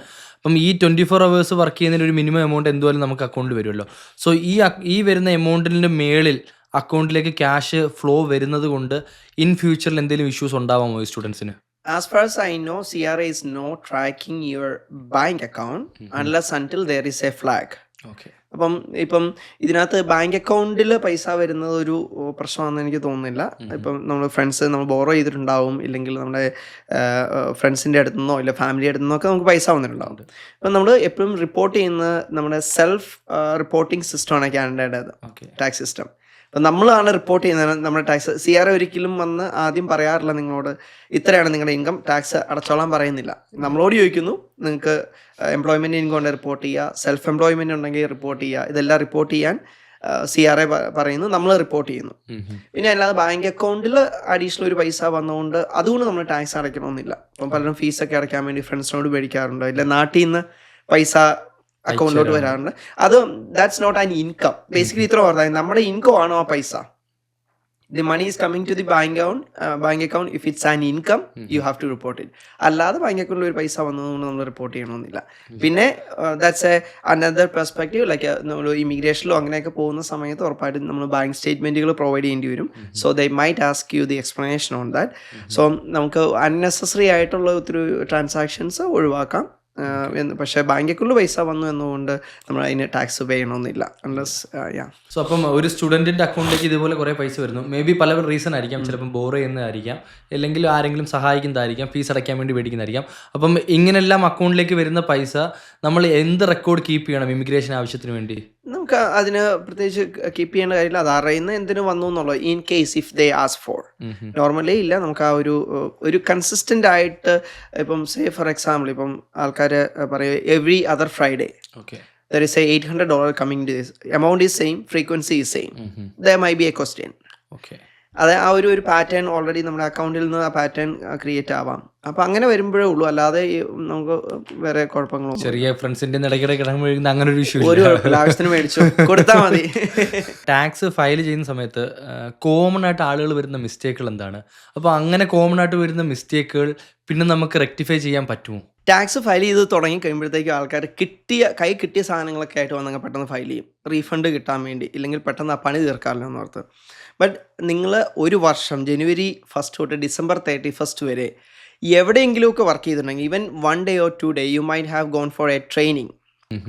അപ്പം ചിലപ്പോൾ അതിൻ്റെ പേ വന്നിട്ടുണ്ടാവും. അതൊന്നും നിങ്ങൾ ഓർക്കുന്നത്. അപ്പം നിങ്ങളുടെ ബാങ്ക് അക്കൗണ്ടിൽ തന്നെ ഒന്ന് പോയി നോക്കി നിങ്ങൾ അങ്ങനെ എന്തെങ്കിലും വന്നിട്ടുണ്ടോ, ഇല്ലെങ്കിൽ എവിടെയെങ്കിലും നിങ്ങൾ ഈ പറയുന്നേക്കുന്ന എവിടെയൊക്കെ വർക്ക് ചെയ്തിട്ടുണ്ടോ അതെല്ലാം even though it's a 1 day T4 slip മേടിക്കുക. അത് എല്ലാം ഉണ്ടെന്ന് നമ്മൾ ഉറപ്പുവരുത്തുക. It's our responsibility. അതുപോലെ തന്നെ എന്ന് പറഞ്ഞാൽ പിന്നെ നമുക്ക് ഇതിൽ എന്തൊക്കെയാണ് നമുക്ക് ക്ലെയിം ചെയ്യാൻ പറ്റുമെന്ന് അറിയത്തില്ല. അതറിയാം ഇപ്പോൾ ഡൊണേഷന് ആൾക്കാർ ചിലപ്പം ചർച്ചുകളിലോ മോസ്കുകളിലോ ടെമ്പിൾസിലോ ഒക്കെ ഡൊണേഷൻസ് കൊടുക്കുന്നുണ്ടാവും. അപ്പോൾ ഈ ചാരിറ്റബിൾ രജിസ്ട്രേഷനുള്ള എലിജിബിൾ ചാരിറ്റബിൾ ഇൻസ്റ്റിറ്റ്യൂഷൻസ് ആണെങ്കിൽ ഉറപ്പായിട്ട് നമുക്കതിൻ്റെ സപ്പോർട്ടിംഗ് ഡോക്യുമെൻറ്റ്സ് നമുക്ക് കിട്ടും, ഡൊണേഷൻ റെസീറ്റ്. അപ്പം അങ്ങനെയുള്ള എല്ലാ സാധനങ്ങളും ഉണ്ടെന്ന് നമ്മൾ ഉറപ്പ് വരുത്തുക. ദെൻ അതൊരു പ്രോപ്പർലി ഫയൽ ചെയ്യുക. ഇപ്പം ഇത് എത്രത്തോളം ഇമ്പോർട്ടൻ്റ് ആണെന്നുള്ളത് ഈ വർഷം തൊട്ട് നമ്മൾ CRAയിൽ നമ്മൾ നമ്മൾ ഏതെങ്കിലും ഇൻകം റിപ്പോർട്ട് ചെയ്യാൻ മറന്നു പോയിട്ടുണ്ടെങ്കിൽ there will B A huge penalty. അതായത് നമ്മൾ റിപ്പോർട്ട് ചെയ്യാൻ വിട്ടുപോകുന്ന എമൗണ്ട് $500 ഓർ മോർ ഉണ്ടെങ്കിൽ, ഇപ്പം 2024, 2023, 2022 ഈ 3 വർഷം എപ്പോഴെങ്കിലും ഒരു സ്ലിപ്പ് മിസ്സായിട്ടുണ്ട്. ഈ വർഷവും ഏതെങ്കിലും ഒന്ന് സ്ലിപ്പായി, അതായത് സെക്കൻഡ് മിസ്സിങ് ഈ വർഷവും മിസ്സായിട്ടുണ്ടെങ്കിൽ the penalty will kick in. അതെന്ന് പറയുന്നത് it's a huge penalty. May be up to 10% വരെയും മിസ്സായ എമൗണ്ടിൻ്റെ പെനാൽറ്റി മാത്രം വരാം. Then again the difference between the taxes and the interest penalty on that. So ഒരിക്കലും നമ്മൾ അത് ഇപ്പം ഇല്ല ഇത് വേണ്ട, ഞാൻ അത്രയും കൂടി ഇൻകം, ചില ആൾക്കാരുണ്ട് ഇപ്പം 2 അല്ല 3 സ്ലിപ്പുമായിട്ട് വന്നിട്ട് പറയും വേണ്ട അത് റിപ്പോർട്ട് ചെയ്യണ്ട എന്ന് പറയും. It's already CRA do have those information. So it's always better to, even though you are not getting a refund, peace of mind ഉണ്ടാവും, നമ്മുടെ എല്ലാ ഇൻകംസും റിപ്പോർട്ട് ചെയ്ത് പോവുക. ടാക്സ് എങ്ങനെ കുറയ്ക്കാം? ടാക്സ് ഉറപ്പായിട്ടും നമ്മൾ പേ ചെയ്യണം, ചെയ്ത് പോകണം. നമ്മളതിൻ്റെ ബെനിഫിറ്റ്സ് നമുക്ക് കിട്ടുന്നുണ്ട്, തീർച്ചയായിട്ടും പേ ചെയ്യണം. And legally there is many options to reduce your tax implications. ഇപ്പം നിങ്ങൾ സേ RRSP, ഇപ്പം റിട്ടയർമെൻറ്റ് സേവിങ്സ് പ്ലാൻ, RRSPയിൽ നമ്മൾ പൈസ ഇട്ട് കഴിഞ്ഞാൽ ദാറ്റ്സ് എ ടാക്സ്. നമ്മൾ like we are not exempted, it's we are avoiding the tax at that time. നമ്മൾ RRSP എന്ന് പറയുന്ന രജിസ്റ്റേർഡ് പ്ലാനിലോട്ട് നമ്മൾ പാർക്ക് ചെയ്യുകയാണ് ആ മണി. അപ്പോൾ ആ എമൗണ്ട് സേ ഒരു $10,000 നമ്മൾ RRSPയിൽ ഇട്ടിട്ടുണ്ടെങ്കിൽ we are not paying the taxes now. അത് എപ്പം ഏത് വർഷമാണോ നമുക്ക് തിരിച്ച് എടുക്കുന്നത്, വിഡ്രോ ചെയ്യുന്ന സമയത്ത് അത് ടാക്സിബിൾ ഇൻകം ആണ്. പക്ഷേ ഇപ്പം നമ്മൾ വർക്ക് ചെയ്യുന്ന സമയത്ത് നമ്മുടെ ഇൻകം ഹൈ ആയിരിക്കും. So RRSP is an option. അതുപോലെ തന്നെ ഇപ്പം വീട് മേടിക്കാൻ പ്ലാൻ ചെയ്യുന്ന ആൾക്കാണെങ്കിൽ FHSA, first home savings account എന്ന് പറയും. That's a really good option for those who are starting to save the money, saving the taxes and at the same time they are saving for their first home. അപ്പോൾ അത് FHSA ചെയ്യാം. ഇപ്പോൾ ഈ RRSP FHSAയിലൊക്കെ നമ്മൾ park ചെയ്യുന്ന പൈസയ്ക്ക് tax ഇപ്പോൾ exempted ആണ്. ഓക്കെ. സോ അതിൻ്റെ ഒരു ഗുണം എന്ന് വെച്ചാൽ നമ്മൾ ടാക്സ് അവിടെ എക്സംപ്റ്റ് ആവുന്നു, നമുക്ക് അതുകൊണ്ട് കുറച്ച് ടാക്സ് കൊടുത്താൽ മതി. അതിനോടൊപ്പം തന്നെ നമുക്ക് കിട്ടുന്ന ഒരു ബെനിഫിറ്റ്സ് എന്ന് പറഞ്ഞാൽ നമ്മുടെ ടാക്സബിൾ ഇൻകം കുറഞ്ഞു വരുവായിരുന്നു. അപ്പം നമ്മുടെ ഓൺ ദി അതർ സൈഡ് നമ്മുടെ ബെനിഫിറ്റ്സ് കൂടും. ഓക്കെ. ഇൻകം കുറയുന്നതനുസരിച്ച് ബെനിഫിറ്റ്സ്, ഈ പറയുന്ന പോലെ കുട്ടികളുള്ള ആൾക്കാരാണെങ്കിൽ ചൈൽഡ് ബെനിഫിറ്റ് കൂടും, ട്രില്യൺ ബെനിഫിറ്റ്, ഇല്ലെങ്കിൽ HST GST അങ്ങനെയുള്ള ബെനിഫിറ്റ്സുകൾ നമുക്ക് കൂടും ഇൻകം കുറയുന്നതനുസരിച്ച്. അപ്പോൾ നമുക്ക് ടാക്സ് റീഫണ്ട് കൂടും, ഈ അതുപോലെ തന്നെ ബെനിഫിറ്റ്സും കൂടും if you are putting the money into the tax saving vehicles like this. കാനഡയിൽ വീട് വാങ്ങാനായിട്ട് ആഗ്രഹിക്കുന്ന ഒരു വ്യക്തി ഏറ്റവും പ്രൈമറിലി ആയിട്ട് ചെയ്യേണ്ട ഒരു കാര്യം എന്തായിരിക്കണം? So first they need to have their saved money for the down payment, not the borrowed money. Okay. അത് ഒത്തിരി കണ്ടിട്ടുണ്ടാവും, may be the realtors can comment more on that. പക്ഷേ എൻ്റെ ഒരു എക്സ്പീരിയൻസ് എന്ന് പറയുന്നത് പലപ്പോഴും സംഭവിക്കുന്നത് നമ്മുടെ ഡൗൺ പേയ്മെൻറ്റിൻ്റെ ഒരു പാർട്ടും we borrowed from somewhere, from your friend or family or even from line of credit. നമ്മളൊരു വീട് മേടിച്ച് കഴിയുമ്പോൾ നമ്മൾ ശരിക്കും പറഞ്ഞു കഴിഞ്ഞാൽ നമ്മൾ ഒരു കാൽക്കുലേറ്റ് ചെയ്യുന്ന മോർഗേജ് പേയ്മെൻറ്റ് മാത്രമല്ല ഉള്ളത്. അതിനകത്ത് പ്രോപ്പർട്ടി ടാക്സ് ഉണ്ടാവും, ഇൻഷുറൻസ് ഉണ്ടാവും, ഗ്യാസ് ഉണ്ടാവും, യൂട്ടിലിറ്റീസ് ഉണ്ടാവും, ഹൈഡ്രോ ഉണ്ടാവും. ഈ പറയുന്ന ഒന്നും നമ്മൾ ഫാക്ടറിങ് ചെയ്യില്ല ബേസിക്കലി. അത് കുഴപ്പമില്ല, അങ്ങ് മാനേജ് ചെയ്ത് പോകുന്നു. അപ്പം ആ പറയുന്ന ഈ എമൗണ്ടുകളും മോർഗേജ് എമൗണ്ടും ഈ പറയുന്ന യൂട്ടിലിറ്റീസിലെ അഡീഷണൽ പേയ്മെൻറ്റ്സ് കൂടെ വന്നു കഴിയുമ്പം whatever the amount we borrowed may be നമുക്കത് സമയത്ത് തിരിച്ചു കൊടുക്കാൻ പറ്റില്ല. അങ്ങനെ പറ്റാതെ വന്നു കഴിഞ്ഞാൽ നമ്മുടെ മൊത്തത്തിലുള്ള ഒരു ഫൈനാൻഷ്യൽ ഡിസിപ്ലിൻ പോവും, പല റിലേഷൻസും വേഴ്സ് ആവും. കാരണം നമുക്ക് പറഞ്ഞ സമയത്ത് നമ്മളെ വിശ്വസിച്ച് നമ്മളെ തന്നു, പറഞ്ഞ സമയത്ത് നമുക്ക് തിരിച്ചു കൊടുക്കാൻ അങ്ങനെയുള്ള കേസുകളിൽ പലപ്പോഴും സാധിക്കാറില്ല. അപ്പോൾ ഒരു നല്ലൊരു ബന്ധവും പോകും. അപ്പം ഒരു അറ്റ്ലീസ്റ്റ് ഡൗൺ പേയ്മെൻറ്റിൻ്റെ ഒരു മജോറിറ്റി പോർഷനെങ്കിലും നിങ്ങളുടെ ഓൺ മണിയിലായിരിക്കണം ഡൗൺ പേയ്മെൻറ്റ് ഇടുന്നത്. പിന്നെ ഈ നമ്മൾ ഈ പറയുന്ന അത് നമ്മൾ മജോറിറ്റി സേവിങ്സ് എന്ന് പറയുന്നത് നമുക്ക് RRSPയിൽ നമുക്ക് സേവ് ചെയ്യാം, FHSAയിൽ സേവ് ചെയ്യാമെന്ന് പറഞ്ഞല്ലോ. നമ്മൾ ടാക്സ് സേവ് ചെയ്ത മണിയാണ്. നമ്മൾ വീട് മേടിക്കാൻ എടുക്കുമ്പം ഈ രണ്ട് കേസിലും we don't need to pay the taxes. Okay. For the നമുക്ക് FHSAയിലെ മാക്സിമം എന്ന് പറയുന്നത് നമുക്ക് 40,000 വരെ, ലൈക്ക് 8,000 ആണ് പെർ ഇയർ, അപ് ടു 40,000, അതായത് 5 years വരെ നമുക്ക് കോൺട്രിബ്യൂട്ട് ചെയ്യാം. നിങ്ങൾ സ്പൗസ് 2 പേര് കൂടിയാണ് അങ്ങനെ ഒരു വീട് മേടിക്കുന്നതെങ്കിൽ 2 പേർക്കും ഈ പറയുന്ന 40 + 40 80,000 വരെ ടാക്സ് സേവ് ചെയ്യാം അതിനകത്ത്. അപ്പോൾ ശരിക്കും ഡൗൺ പേയ്മെൻറ്റുകൾ നമ്മൾ ബാങ്ക് അക്കൗണ്ടിലല്ല സേവ് ചെയ്യേണ്ടത്. In my opinion may be FHSAയിൽ സേവ് ചെയ്യാം. അതുപോലെ RRSPയിൽ നമുക്ക് ഓരോരുത്തർക്കും 60,000 വരെ അത്രയും പൈസ ഇട്ടിട്ടുണ്ടെങ്കിൽ നമുക്ക് വീട് മേടിക്കാൻ വേണ്ടി നമുക്ക് തിരിച്ചെടുക്കാം. പക്ഷേ RRSPയിൽ നമ്മൾ ഇൻ 15 years നമ്മളത് റീപേ ചെയ്യണം. FHSAയിൽ there is no need to repay. So first vehicle to save for your home is FHSA. Then if you have more money you can use the RRSP.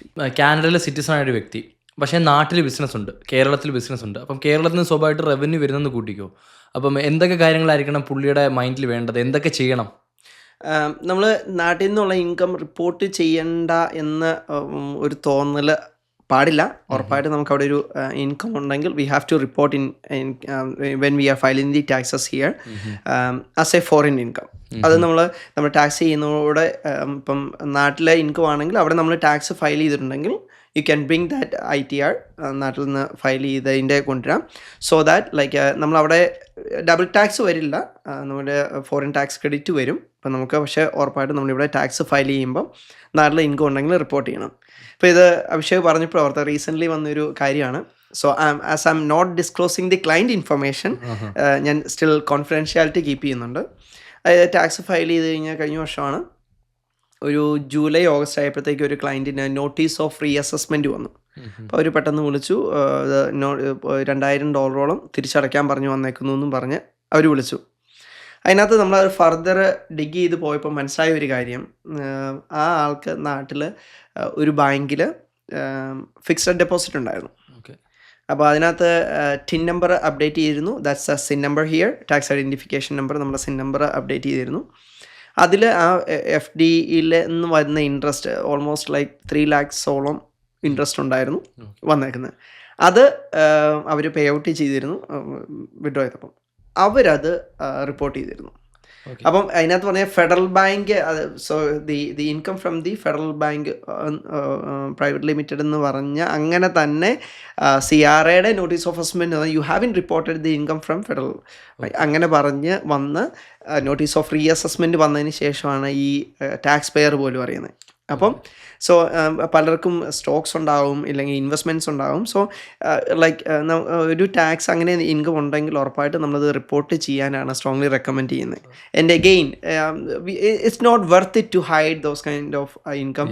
കാരണം എന്ന് വെച്ചാൽ നമ്മുടെ ഒരു പീസ് ഓഫ് മൈൻഡ് എന്ന് പറയുന്നതാണ്, അതിനെ നമുക്കൊരു വിലയില്ലാത്തൊരു സാധനമാണ്. അപ്പം ഉറപ്പായിട്ട് നമ്മൾ ഇൻകം, ഫോറിൻ ഇൻകം ഉണ്ടെങ്കിൽ ഉറപ്പായിട്ട് റിപ്പോർട്ട് ചെയ്യണം. അതായത് നാട്ടിൽ FD ഉണ്ടായിരുന്നു ഫെഡറൽ ബാങ്കിൽ, ആ FD വിഡ്രോ ചെയ്തപ്പോൾ അതിന്റെ ഇൻട്രസ്റ്റ് കാനഡയിൽ ആണല്ലോ, അത് ഇവിടെ കാനഡയിൽ റിപ്പോർട്ടായി വന്നു. പെനാൽറ്റി അടയ്ക്കേണ്ടി വന്നു. ഈ വന്ന ഇൻട്രസ്റ്റിനെക്കാട്ടി കൂടുതലായിരുന്നു പെനാൽറ്റി? ഇല്ല, അതിനകത്ത് അവർ പേ ചെയ്യുന്ന ഹൈ ടാക്സ് ബ്രാക്കറ്റിലുള്ള ആളായിരുന്നു. അപ്പം എനിക്ക് തോന്നുന്നു അറൗണ്ട് $5,000 ആയിരുന്നു ഇൻകം വന്നത്. സോ അതിൻ്റെ അറൗണ്ട് 40% ടാക്സ് കൊടുക്കണം. അതായത് $2,000 നമ്മൾ തിരിച്ചടയ്ക്കേണ്ടി വന്നു. പിന്നെ അതിനകത്ത് വലിയധികം ചെയ്യാൻ പോയില്ല, കാരണം it's A legit one. So അത് പേ ചെയ്ത്, അത് ക്ലയൻറ്റും അതിനകത്ത് അവെയർ അല്ലായിരുന്നു. ഇപ്പം നമ്മളുടെ അടുത്ത് റിപ്പോർട്ട് ചെയ്യാത്തതുകൊണ്ട് വി ഡോണ്ട് നോ. പക്ഷെ അത് ലൈക്ക് അത് when well, there wasn't any issues, like paid the amount. അതുപോലെ തന്നെ സ്റ്റോക്ക് മാർക്കറ്റിൽ ഇൻവെസ്റ്റ് ചെയ്യുന്നവരുണ്ടല്ലോ. ഇപ്പം കാനഡയിലെ സ്റ്റോക്ക് മാർക്കറ്റിൽ ഇൻവെസ്റ്റ് ചെയ്യുന്നവരുണ്ടാവാം, നാട്ടിലെ സ്റ്റോക്ക് മാർക്കറ്റിൽ ഇൻവെസ്റ്റ് ചെയ്യുന്നവരുണ്ടാവാം. അപ്പം ഇവരെല്ലാം എന്തൊക്കെ കാര്യങ്ങൾ ശ്രദ്ധിക്കണം ടാക്സ് ഫയൽ ചെയ്യുന്ന സമയത്ത്? ഇപ്പം നമ്മുടെ നാട്ടിൽ സ്റ്റോക്കിൽ ഇൻവെസ്റ്റ് ചെയ്യുന്നവർ ഡയറക്റ്റ് റിപ്പോർട്ടിംഗ് ഇല്ല, നമ്മുടെ നാട്ടിൽ റിപ്പോർട്ട് ചെയ്യുക. ദെൻ യൂസിങ് ദാറ്റ് ITR, നമുക്ക് ആ ഒരു ITRൻ്റെ റിട്ടേൺ ആണ് നമുക്ക് വേണ്ടത്. അത് ഉപയോഗിച്ച് നമുക്ക് ഇവിടെ റിപ്പോർട്ട് ചെയ്യാൻ പറ്റും.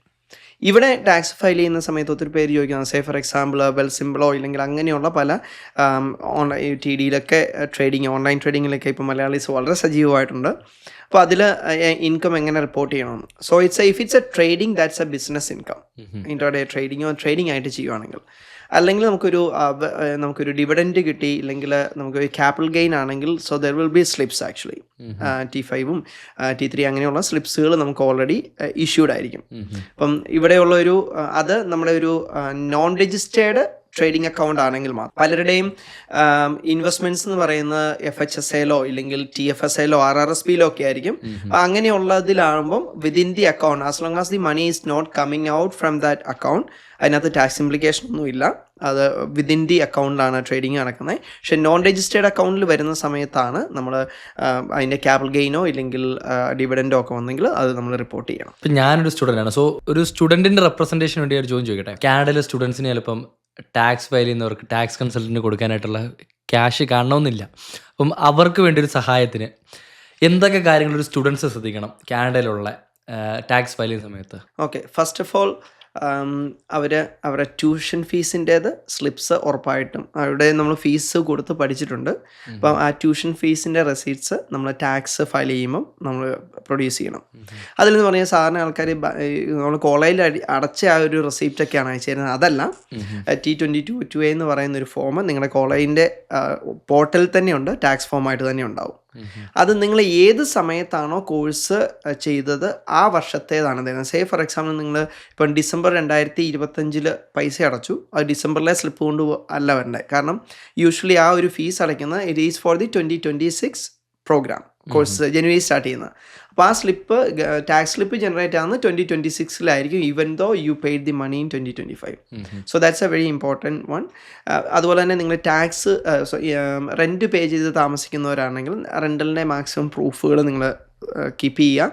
either a letter from the landlord or a monthly receipts, അത് കീപ്പ് ചെയ്യുക. പിന്നെ അതുപോലെ തന്നെ നിങ്ങൾ വർക്ക് ചെയ്തേക്കുന്ന T4 എവിടെയൊക്കെ വർക്ക് ചെയ്തിട്ടുണ്ടോ T സ്ലിപ്സുകൾ. ഇനി ഊബർ ഓടിക്കുന്ന ആൾക്കാരാണെങ്കിൽ അതിൻ്റെ ഊബർ, ലിഫ്റ്റ്, ഹൂപ്പ് ഒക്കെ ആൾക്കാർ ഓടിക്കുന്നുണ്ട്. അപ്പോൾ അതിൻ്റെ ഇപ്പം ഊബറിൻ്റെ ഇതൊക്കെ എന്ന് പറഞ്ഞാൽ അവർ T4A ആയിട്ട് ഗവൺമെൻറ് സ്ലിപ്പുകൾ തന്നെ ഇഷ്യൂ ചെയ്യാൻ തുടങ്ങി. പക്ഷേ ലിഫ്റ്റൊക്കെ ഇപ്പോഴും അവരുടെ സ്റ്റേറ്റ്മെൻറ്റിൽ നിന്ന് തന്നെയാണ് ചെയ്യുന്നത്. അത് സെൽഫ് എംപ്ലോയ്മെൻ്റ് ആയിട്ട് ഇൻകം റിപ്പോർട്ട് ചെയ്യണം. ഇപ്പം പലരും പറഞ്ഞേക്കുന്ന, ഇപ്പം ഇവൻ സ്റ്റുഡൻസ് പറയുന്ന അത് ഞാൻ സിൻ നമ്പർ ഒരിടത്തും കൊടുത്തിട്ടില്ല, അതുകൊണ്ട് ഞാൻ അത് റിപ്പോർട്ട് ചെയ്യുന്നില്ല. No, like it's always safe to report it. കാരണം അതൊരു ആ കമ്പനി ഒരു സ്റ്റേറ്റ്മെൻറ്റ് ഓൾറെഡി ഇഷ്യൂ ചെയ്തിട്ടുണ്ട്. അപ്പോൾ അത് തീർച്ചയായിട്ടും അത് റിപ്പോർട്ട് ചെയ്യണം. പിന്നെ ഫസ്റ്റ് ടൈമിൽ വരുന്ന ആൾക്കാർ ഇപ്പം പറഞ്ഞല്ലോ ആവശ്യം ഒന്നും വന്ന ആൾക്കാർക്ക് അത് പൈസ പേ ചെയ്യാനില്ലെന്ന്. It's not a huge amount. Like it's a $30. ഇപ്പം നമ്മൾ ചെയ്ത് കൊടുക്കുന്ന സ്റ്റുഡൻസിന് $30 not even half of your monthly mobile bill അല്ലേ. അത് നിങ്ങളുടെ ഒരു പ്രൊഫഷണലി ടാക്സ് ഫയൽ ചെയ്യാനും അതിൻ്റെ ബേസിൽ നിങ്ങൾക്ക് ഒരു വർഷത്തോളം ബെനിഫിറ്റ്സ് കിട്ടുകയും ചെയ്യുന്ന ഒരു കാര്യം ചെയ്യാൻ വേണ്ടിയാണ്. സോ ആ $30 എന്ന് പറയുന്നത് I don't think that's a costly one compared to any other expenses you have. എനിക്കൊന്ന് 2 മണിക്കൂറത്തെ ഇവിടുത്തെ പേ ഉള്ളൂ. 2 മണിക്കൂർ വർക്ക് ചെയ്താൽ കിട്ടും $34 കിട്ടും. അത്രേ ഉള്ളൂ. അതെ അതെ അത്രേ ഉള്ളൂ. അതെന്ന് പറയുന്നത് നമ്മൾ ഒരു വർഷത്തേക്കാണ്. അപ്പം അത് സേവ് ചെയ്യാൻ വേണ്ടിയാണ് ആൾക്കാർ ഫ്രണ്ട്സിനെ കൊണ്ട് ചെയ്യിപ്പിക്കുന്നത്. ഇല്ലെങ്കിൽ ഇതെന്ന് ബാക്കിയെല്ലാം നമ്മൾ പ്രൊഫഷണലി കാര്യങ്ങൾ ചെയ്യുന്ന ആൾക്കാരാണ്. ഇങ്ങനെ ഒരു കാര്യം വരുമ്പോഴത്തേക്കും അതും ഓഫ് കോഴ്സ് നമുക്ക് തന്നെ ചെയ്യാൻ പറ്റുമെന്ന് ചോദിച്ചാൽ അഗെയിൻ ചെയ്യാൻ പറ്റും. പക്ഷേ ഈ ഒരു പ്രൊഫഷണൽ ഒരു സർവീസ് എപ്പോഴും ചെയ്യുന്നതായിരിക്കും അഡ്വൈസബിൾ. നമ്മൾ ഫയൽ ചെയ്യുന്ന ടാക്സിൻ്റെ എത്ര ശതമാനം നമുക്ക് റിട്ടേൺ കിട്ടും? അത് ഇറ്റ്സ് ഡിപ്പെൻസ് ആണ്. ഓക്കെ, ജസ്റ്റ് ഒരു എക്സാമ്പിൾ ഞാൻ പറയാം. ഒരു $50,000 ഇൻകം ഉള്ള ഒരാളാണെങ്കിൽ സേ അവരുടെ ഒരു ആവറേജ് ടാക്സ് എന്ന് പറഞ്ഞാൽ സേ ഒരു 20% ടാക്സ് കൊടുക്കണമെന്ന് കൂട്ടിക്കോ. ഞാൻ ഒരു എക്സാമ്പിളാണ് പറയുന്നത്. അപ്പം 50,000 ഇൻകം ഉള്ള ഒരാളുടെ 20% എന്ന് പറയുമ്പോൾ $10,000 ടാക്സ് ആയിട്ട് പേ ചെയ്യേണ്ട ഒരു അതാണ് normal calculation. But when the employer pays the money അവർ ഡിഡക്റ്റ് ചെയ്യുന്നത് സേ ഒരു 25% ഡിഡക്റ്റ് ചെയ്തെന്ന് കൂട്ടിക്കും. അതായത് 50,000-ന്റെ 25% എന്ന് പറയുമ്പോഴത്തേക്കും ഏകദേശം $12,500 ടാക്സ് ആയിട്ട് അവരെടുത്തു. ബാക്കി 37,500 ഇവർക്ക് പേ ചെയ്തിട്ടുള്ളൂ. അപ്പം ടാക്സ് ഫയൽ ചെയ്യുന്ന സമയത്ത് എന്താ ആക്ച്വൽ കാൽക്കുലേഷൻ ഈസ് ഓൺലി 20%. അപ്പോൾ എന്ന് പറയുന്നത് $10,000 ആണ് ടാക്സ്. പക്ഷേ എംപ്ലോയർ ഓൾറെഡി CRAക്ക് 12,500 അടച്ചു. So that person is getting a refund. $2,500 difference കിട്ടും. സെയിം എക്സാമ്പിളിൽ എംപ്ലോയർ $7,500 ടാക്സ് പിടിച്ചുള്ളൂ എന്ന് കൂട്ടിക്കും. പിടിച്ചിട്ടുള്ളൂ. ബാക്കി 42,500 നമുക്ക് തന്നു. ആ സമയത്ത് ആക്ച്വൽ ടാക്സ് എത്ര? സ്റ്റിൽ 10,000 ആണ്. അപ്പം $2,500 അങ്ങോട്ട് ഇറങ്ങും. So it's depends on like how much the employer pays to the CRA. അതുപോലെ തന്നെ രണ്ടാമത് ജോലിയുള്ള ഒരാൾ, രണ്ടാമത് നമ്മൾ മുമ്പേ പറഞ്ഞ എക്സാമ്പിൾ, രണ്ടാമതൊരു ജോലിയുള്ള ഒരാൾ വരുമ്പോഴും ഈ സെയിം സിറ്റുവേഷൻസ് വരാം.